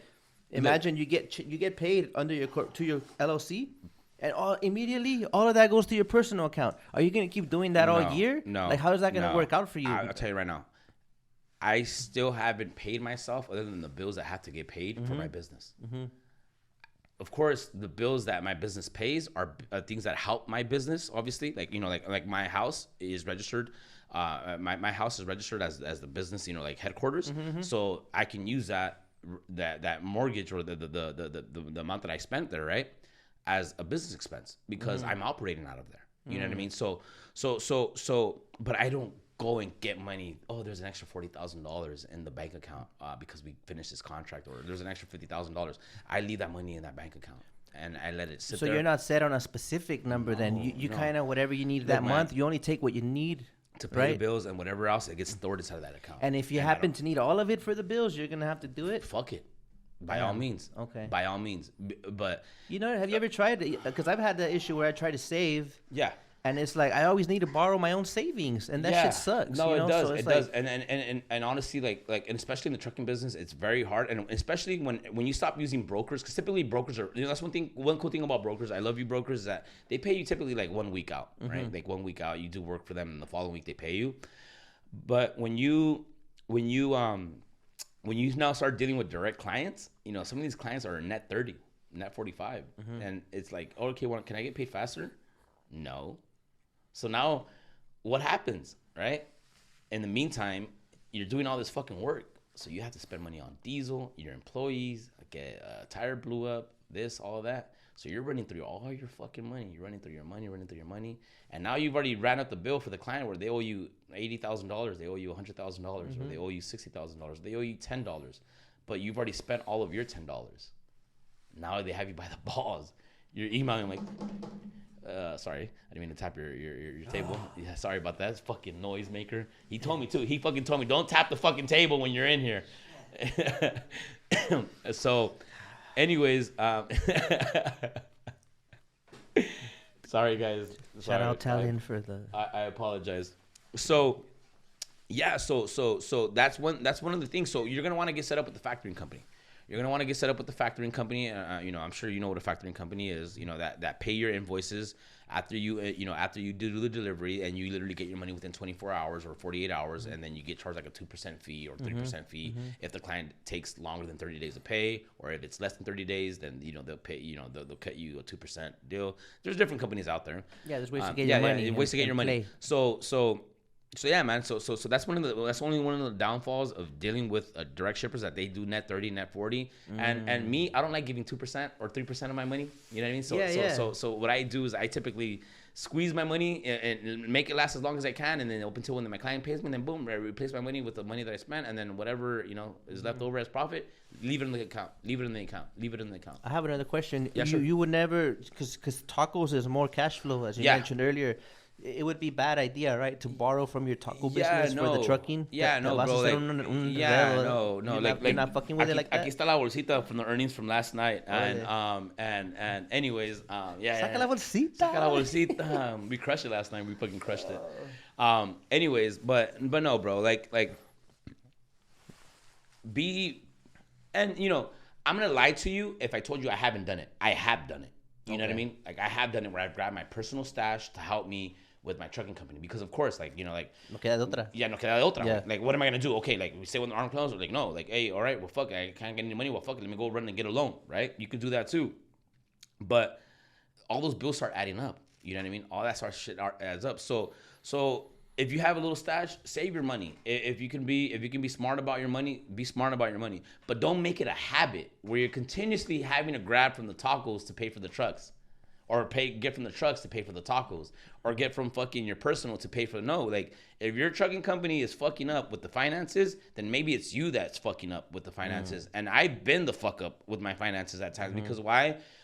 Que se me hace fácil que comprar más material, que se me hace fácil, you know, overspend on things that I really shouldn't be buying, but because I see there's an extra, you know, X amount of dollars that I won't talk, you know, in the bank account, se me hace fácil to go grab 20,000 or 15,000 or do this or do that, because oh yeah, you know, like, we're good. But no, then it comes a rainy day. Your trucks, you have 2 trucks that did 2 fucking overhauls. That's $50,000. An overhaul's $25,000. What are you gonna do?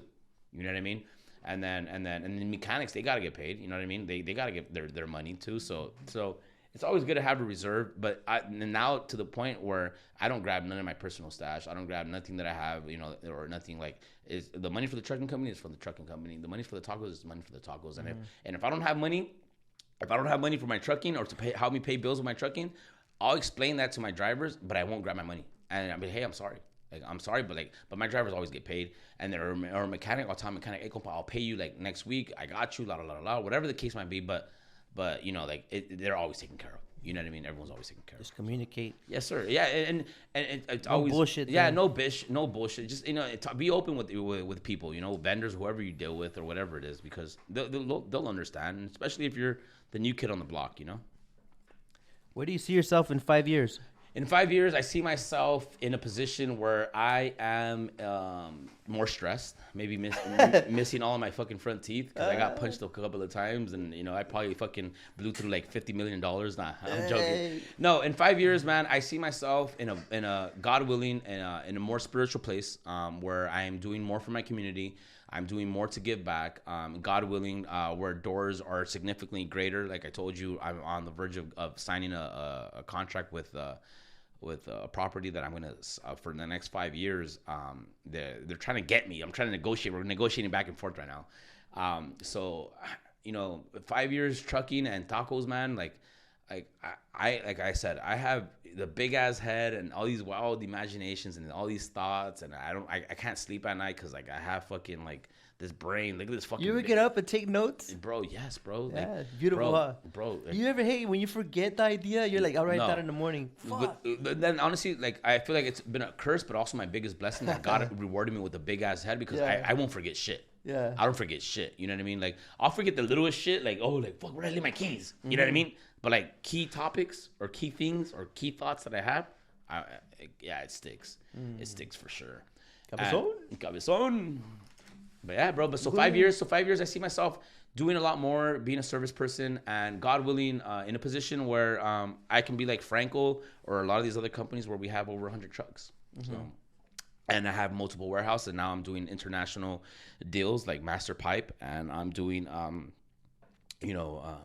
seven figure monthly months. You know what I mean? As opposed to what I'm doing now, which is still great, but yeah.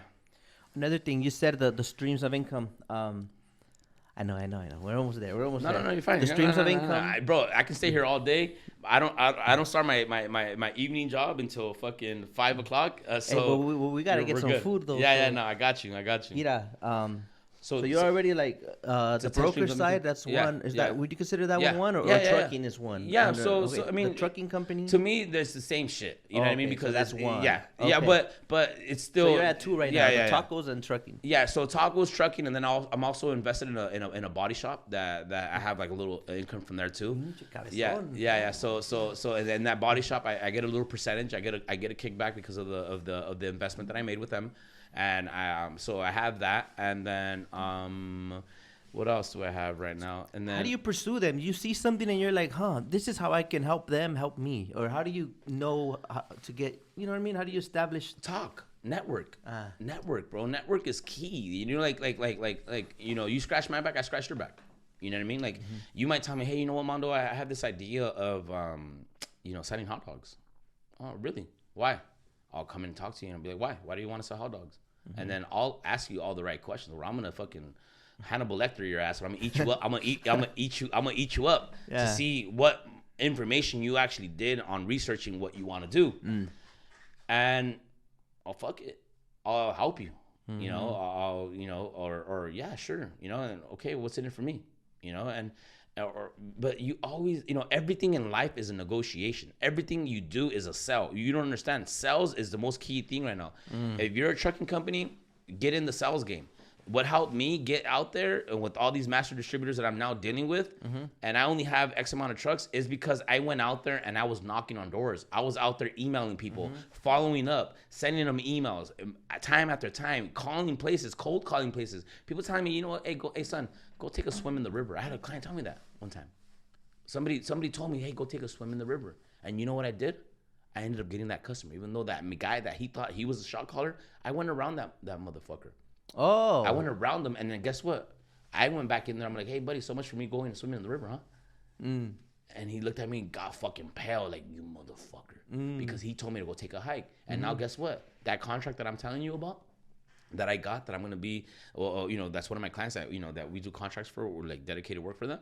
Well, we're doing another one in a week or two, and it's already their third one, the fourth one they've given us already. Hey. Yeah. So, and now he sees me and Armando, hey, what's up? You know, like now he knows me by first name basis. But when I was emailing and calling, when I was calling over there, he wasn't passing me to the right person. He was a dick, and he pretty much told me, and I could have given up. I could have said, all right, yeah, you know what, fuck it. But I was like, you know what, fuck that guy. That guy's just a fucking warehouse manager, and he ain't the fucking distribution. He's not the logistics coordinator, or he's not the inventory fucking, you know, the inventory manager, or he's not like the big dog. You know what I mean? Like this guy, he's not the person. Why the fuck would he care anyways? Why give you that energy? Having a bad day. Probably his boss or somebody came and chewed him out, and so he thought it was okay for him to tell me, hey, bro, you know what? Yeah, man, like, you know, like, you keep calling, bro, but I think it's best. And he told me like that, like, I think it's best you go, you pretty much go take a hike.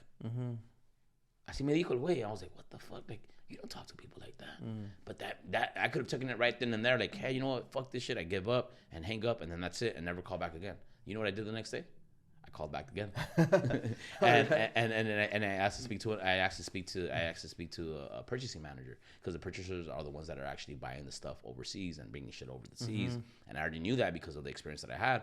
So ultimately, I ended up getting to the right person, and now that person, I sent him a nice little email, typed it up nice and beautiful. He's like, hey, I'm willing to give you a shot, and now the rest is history. Now we're talking about doing business for the next 30 years and growing that relationship. So there it is. As we end this, what advice do you have for those that want to start a business, or just any motivational words? Yeah. So, and whatever you do, whether it's trucking, whether it's whatever you want to do, you gotta have a passion for it. You gotta be dedicated. You can't take no for an answer. And if you take a loss, be prepared to take a loss, because real bosses take losses. Ooh. You want to trade that? You want to trade Mark that one too? Yeah. Real bosses take losses. Nah, I'm not gonna steal that one. Nah, that's cool. So, and real bosses cut checks. A lot of us want to run to the money right away and immediately want to be able to, you know, make a fucking quarter, you know. But if you're a real businessman, okay, if you're a real person about making money and growing, you got to learn how to share the wealth. And be able to put other people's on. And even though it's your business, before you put yourself on. There's been times that sometimes in a week, because of the hours that my guys get, that they're making more money than I have. And I tell them that. Like, motherfucker, you're getting paid fucking $2,500 a week. You just got your Class A, cabron. Mm-hmm. And I give people chances that have only had their Class A for like 6 months. You know what I mean?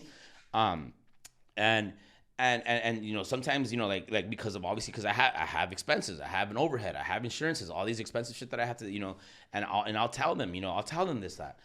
But understand that. And even if you don't make a quarter in the first, you make a quarter a month in your first fucking year, it's okay. It's going to eventually turn over, and you're going to have a breakthrough. So don't go into a business when you're trying to get into a business thinking right away about the money. The money's not going to come right away. You're going to have to scratch. You're going to have to crawl. You're going to have to fucking fight. You're going to have to cry. You're going to have to fucking, you know, like literally think suicidal. Because there was times, bro, like I was literally having mental issues where I had to take walks with my wife around the neighborhood, tying her, I even thought about killing myself. Like, what the fuck am I going to do? The next month, bro, I do over 6 figures in a month. You know what I mean? Fucking motivational, bro. Yeah. Like, so it's just, you know, you never know how close you are. Don't fucking give up. Imagine if you pulled the plug when you had the thought. You can't give up. Bro, I wouldn't be part of parades. I wouldn't be doing what I'm doing now. And right now, like my guys, like the last 2 weeks, we've been a little slow because it's, you know, but my guys know, like, bro, like when it's good, like you're making. I had one. Just have them hop on the page, see how bad it is for container haulers right now. Yeah, bro, and bro, I mean, I have a youngster. I have a youngster that's fucking 19 years old, bro, and got his Class A. I love this kid. Fucking a hardworking young man, 19 years old, bro. Kid fucking making $2,000 a week, $1,500 a week. Take home, compa. Take home. Take home. You know, and that's great fucking money, even with inflation. Take home. And at that age, especially, you can build something from that. And you know? and thank God my team, you know, they're great. They've supported me since day one, and I've always been transparent with all my drivers. To those that have came and gone and left, like, it's cool, no personal hard feeling. You know what I mean? But aquí andamos todavía, bro. And so yeah, so word of advice to anybody out there trying to start a business is be patient with yourself. And be prepared for a stressful fucking environment in whatever you pursue. Don't think it's going to be easy, because it's not going to be easy. It is not fucking easy. And be prepared to lose it all if you have to. But be prepared also to win it all when you are going to have to. And that's when it becomes a beautiful thing. And then when you have the yards, and then you have the employees, and then you have the trucks, and then now you're fucking, you know, like doing things that you never seen yourself. And I wish I would have had somebody like a father that was in the trucking business, because it would have been a lot easier, bro. Like, I still have to like cry sometimes because I can't understand something, or yo soy bien llorón, güey. I've always been a little fucking crybaby, but but those things define me, because the next day I wake up so better and I pray and I'm like, you know what? All right, I'm gonna attack it this way. I'm gonna figure it out, but I'm gonna get over the hump. I'm gonna get over the hump. And now it's like, bro, like I work from wherever the fuck I'm at. I can be in Mexico and I'm working. I can be in Northern California and I'm working, and all it takes is literally this fucking cell phone right here. Crazy the times we're in, huh? And it's all cracked, my people, because I've been fucking working, and I'm such a Jew that I haven't bought myself a new one. Check out mine. Yeah, bro. So look at this shit. Got a big ass hole. I fucking dropped it. I had a case, and then my wife's like, "Why did you take off the case?" I'm like, "I don't know, because the case fucking bothers me. Now it's all. It slips off easier without the case. Yeah, bro. yeah. So I'll just wait till they bring out the new one with like 6 cameras. Apple, if you're there, please send me a new phone. If you, I only fuck with Apple, and if you guys could see this, please send me a new phone, and I would appreciate it if it's free. Sponsor us. Yeah, sponsor us. Apple, I love you guys. Un taco for an apple. Yeah, un taco for an apple, yeah. But yeah, bro, so échale ganas is what I want to tell people, that all things are possible. And don't ever feel like you're not in the, like, stop thinking about yesterday and stop fucking worrying about tomorrow. Be in the moment for today, and whoever you're around that day, network with people, talk to people, and see how some way, somehow, someone else that's a stranger can help you get to where you need to get to. And if you're not making improvements on the weekly basis where you have friends around you that are helping you get better, then you need a new set of friends. Mm-hmm. You are who your friends are. So if your fucking friends are all losers on the weekends and all they want to do is fucking smoke pot, do cocaine, and fuck hookers, yeah. You're a piece of shit. You're a piece of shit. And you're not gonna do anything in life. But if you have like-minded people that are business owners, that are investors that can help you attain a truck or two, people that that want to see you grow, then that's gonna put you in another stage where now things are gonna come naturally, and God's just gonna give you all the tools that you need for you to be able to become successful and network with people. And don't be scared. Don't be scared to let somebody in with you in the business. Like I let somebody in with me in my business now that he owns a percentage of my company, but this guy came with the fucking bag. You know what I mean? Tacos? No, transportation. Transportation. My boy Damien. And he's in my articles of corporation, and he gets a cut. And guess what? As we go up, and one day, God willing, my company could be a fucking $1 billion company. The motherfucker owes 30% of my company. Yeah, you know what I mean. Hey, but he believed in it. But he believed in it. No, his mouth bro, that guy, man, I fucking love him. He's a little short, chunky motherfucker like I am. Everybody thinks we're brothers. I fucking love him. I tell him all the time, like whatever the fuck I do, you're gonna be a part of it. You know, and he told me the other day, hey, what's up, bro? You're gonna get me involved with the tacos too. I'm like, shut the fuck up, motherfucker. Like, you know I'm gonna hook you up, like no matter what. Like because look, bro, he took a chance on me. Yeah. You know what I mean? And when no bank wanted to help me out, and no finance company wanted to help me out, I had this guy show up at my doorstep, bro, like telling me, like, bro, like sending me emails through sending me DMs, like, bro, I want to invest. I'm like, bro, like I haven't even figured it out. I don't give a fuck. I know you will. You're smart. I know you will. He took a chance on me, bro. You know what I mean? And then guess what? Now I had a nice savings account, an even bigger savings account, and now I have fucking money to play with. Now those big contracts come in. Hey, I have 2 more trucks. I just added. Oh, now I have fucking 5 trucks. What? You know what I mean? So yeah, man. So take a chance on yourself. Push yourself. Don't ever take no for a fucking answer. Fuck those people that tell you go take a swim in the fucking river. Tell them, yeah, a la verga, hijo de puta, or whatever you want to say. Yeah, whatever you want to call them. But with all love and respect, respect each other. You know what I mean? Like you never know who you bump into, and that can change your life. That can put you in a different position. And network. You know, it's not about what you know, it's who you know, and it's all about connections in this world. I wouldn't be in the place that I was right now if I didn't have those Richards, the Richard de la Torres, the Diego Sosas, you know, that I consider like brothers to me, that aren't my, you know, that aren't my brothers, but I consider them, I call them bro. Like to me, I introduce like people that I feel that are my friends that are like more than friends. I introduce them like, you know, hey, this is my brother, because to me it's like that's a bond. You know what I mean? That we're a brotherhood. You know what I mean? And that's something that we can admire, you know. But échale gana, mi gente. Échale gana, mi gente, que todo es posible. Si yo vengo de nada, I was raised off of food stamps. I was raised off of fucking Section 8 housing. I had every reason to become a fuck up and be a cholo and be a thug or be a drug dealer and fucking sell cocaine on the regular and do all that crazy shit. I never did. I stuck focused and I got fired from my job on my ass. Not much fucking savings, you know, in my bank account, about $50,000, and I made it happen. And now my company's worth over $1 million. Ciao. Yeah. So where can they reach you at? So people can reach me at, I have my website. That's actually, so I still haven't finalized my website, but I've already paid for it. The design's already done. But they can reach me at cabezontransport@gmail.com, or they can get in contact with me via Instagram. Those are the only places that I actually have my information there. If not, you can email me at cabezontransport@gmail.com. And yeah, pretty soon we'll have our website. I'm actually in the process of finalizing that. And we're actually going to get into... I'm right now finalizing where I'm now going to be able to do loads from Mexico and Canada, bro, where I have some shit going on over there because a lot of containers are starting to go over there.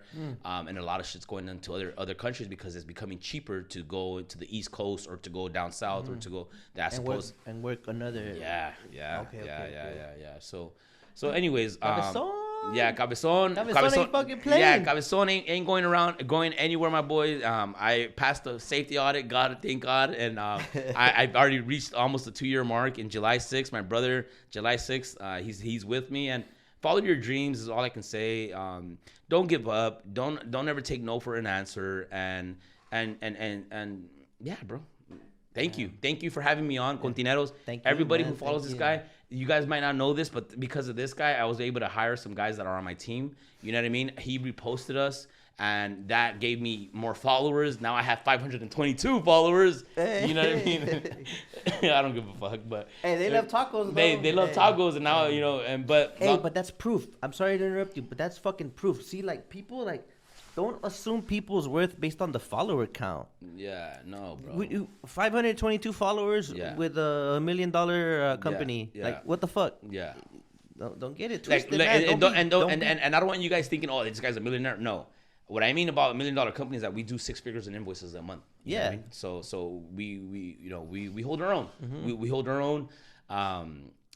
So gracias a Dios, aquí estamos. You know what I mean? And le estamos echando ganas. And my goal this year is to go from 6 figures a month to 7 figures a month, and then have warehouses all over the fucking states, and be a national brand where you see a fucking Cabezon logo on trucks everywhere. You know what I mean? And not just flatbeds. I'm doing right now. I'm only doing flatbeds, but now my clients are having me trying to help pull containers and do dividing. So I'm gonna get back into the container scene. I'm already going in through the port right now and getting my whole concession. Oh shit! And you gotta come back and talk about that journey. Yeah, I always get asked that, bro. Yeah. So we gotta break it down one time where it's bro, check out this episode and it's all there, an episode specifically for that. And see, you know what I mean? And what's cool and about, I know you're gonna figure it out. Yeah. So and what's cool about me is that I'm the type of person that I go into something not knowing what shit is, but I like doing puzzles. I like figuring shit out on my own. You know what I mean? Because see mucha gente and me, I'm not, a lot of people oh yeah, I helped you get this shit, and because of me. No, I'd rather have that, where you didn't teach me that, I taught myself that. But if they come and ask me for that, I'll be more than willing to share it with them. Well, I'll never be that kind of person, be oh yeah, because yo te ayudé, cabrón. Por mí, güey, yo te pude ayudar y por mí estás donde estás. No, fuck no. I'd be more than willing to help out all those little guys, because I'm still a little guy. Don't think I'm fucking rich. I'm nowhere near there, but I'm humble and I'm very grateful for every dollar that God has given me, that I've been able to pay my bills for the last year and a half since I've left the dealership, that horrible fucking place, that nightmare place that I never want to go back to in my life. And gracias a Dios, we're here, bro, con el pie adelante, and le estamos echando ganas. 2023 is going to be a beautiful year. And beautiful way to start it, bro. Bro, your first podcast, the first podcast, number 70. Very inspirational. Got that number 7 in there. So yes, sir. You like them numbers? Yes, sir. Yes, sir. Lucky number 7. Yes, sir. Yes, sir. So, órale. Muchas Anything gracias. else you want to add before we... So one message that I saw that on Jackie Robinson. Jackie Robinson was the first Negro baseball player that ever lived, that ever played baseball in MLB. And one of his quotes that I live by is, "A life is not important except in the impact that it has on others." So take that with you guys. So a life is not important except on the impact that it has on others. So that's what I can tell you, my people. So it's cool to do things for ourselves and us being celebrities or being big and huge and doing our thing and conquering the world. But if you can't make a change in a stranger's life and you can't do something for them to help them get in a better position, then you're not a real boss. Then you're not a real figure that's a public figure or somebody that's a good person, because you did it all for yourself and you were stingy and you were greedy. Fuck you. Help people out. Have that little guy come up and make him get in a better position than you. And who cares if he's doing more than you? Who cares if he accomplished more than you overnight? It doesn't matter. Because you'll have 10 streams of income. Regardless. I just had to throw it in there. Yeah. Okay. All right. Thank you so much, Thank man. you, compa. Thank you. All my contineros, I fucking love all the containers, but you motherfuckers need to slow the fuck down. I'm seeing a lot of you guys. Talking shit. Nah, we gotta. You guys are flipping over too much, and you guys are scaring my drivers because you guys are fucking shit up. And we're striping our shit down really nice. But my Continero fam, I love you guys. I started in containers. Now I'm part of the flatbed mafia, and I'm in a controlled market. And come give me competition, and all my competition out there that thinks they're competition. I love you guys. All the companies that are out there that we have the same customers, I love every single one of you guys. There's no competition. I'm not competing with you guys. I'm not focused on your guys' company. I'm focused on my own success, and there's enough for all of us to eat, guys. Eat. Keyword eat. I'm hungry. Let's go. Yes, let's go. Let's get the fuck out of here. All right. Adios, mi gente. Tacos El Cabezon in the city of Bog Gardens. Pull up. Hey, there you go. And then we're going to do the night market. God willing, he comes and he allows us and he sponsors it too. And we can get Port Pro to, be involved in it. And we can network and create a fucking vibe for the trucking community that we can have a spot to kick it once a month. You know what I mean? And wouldn't that be fucking awesome? If you think about it, wouldn't that be cool? So let's do it, mi gente. Let's fucking do it. Taco and Tacos Takeover 2023. We're coming live, baby. Let's go. We're out. We out. Bye. Bye. Bye, guys.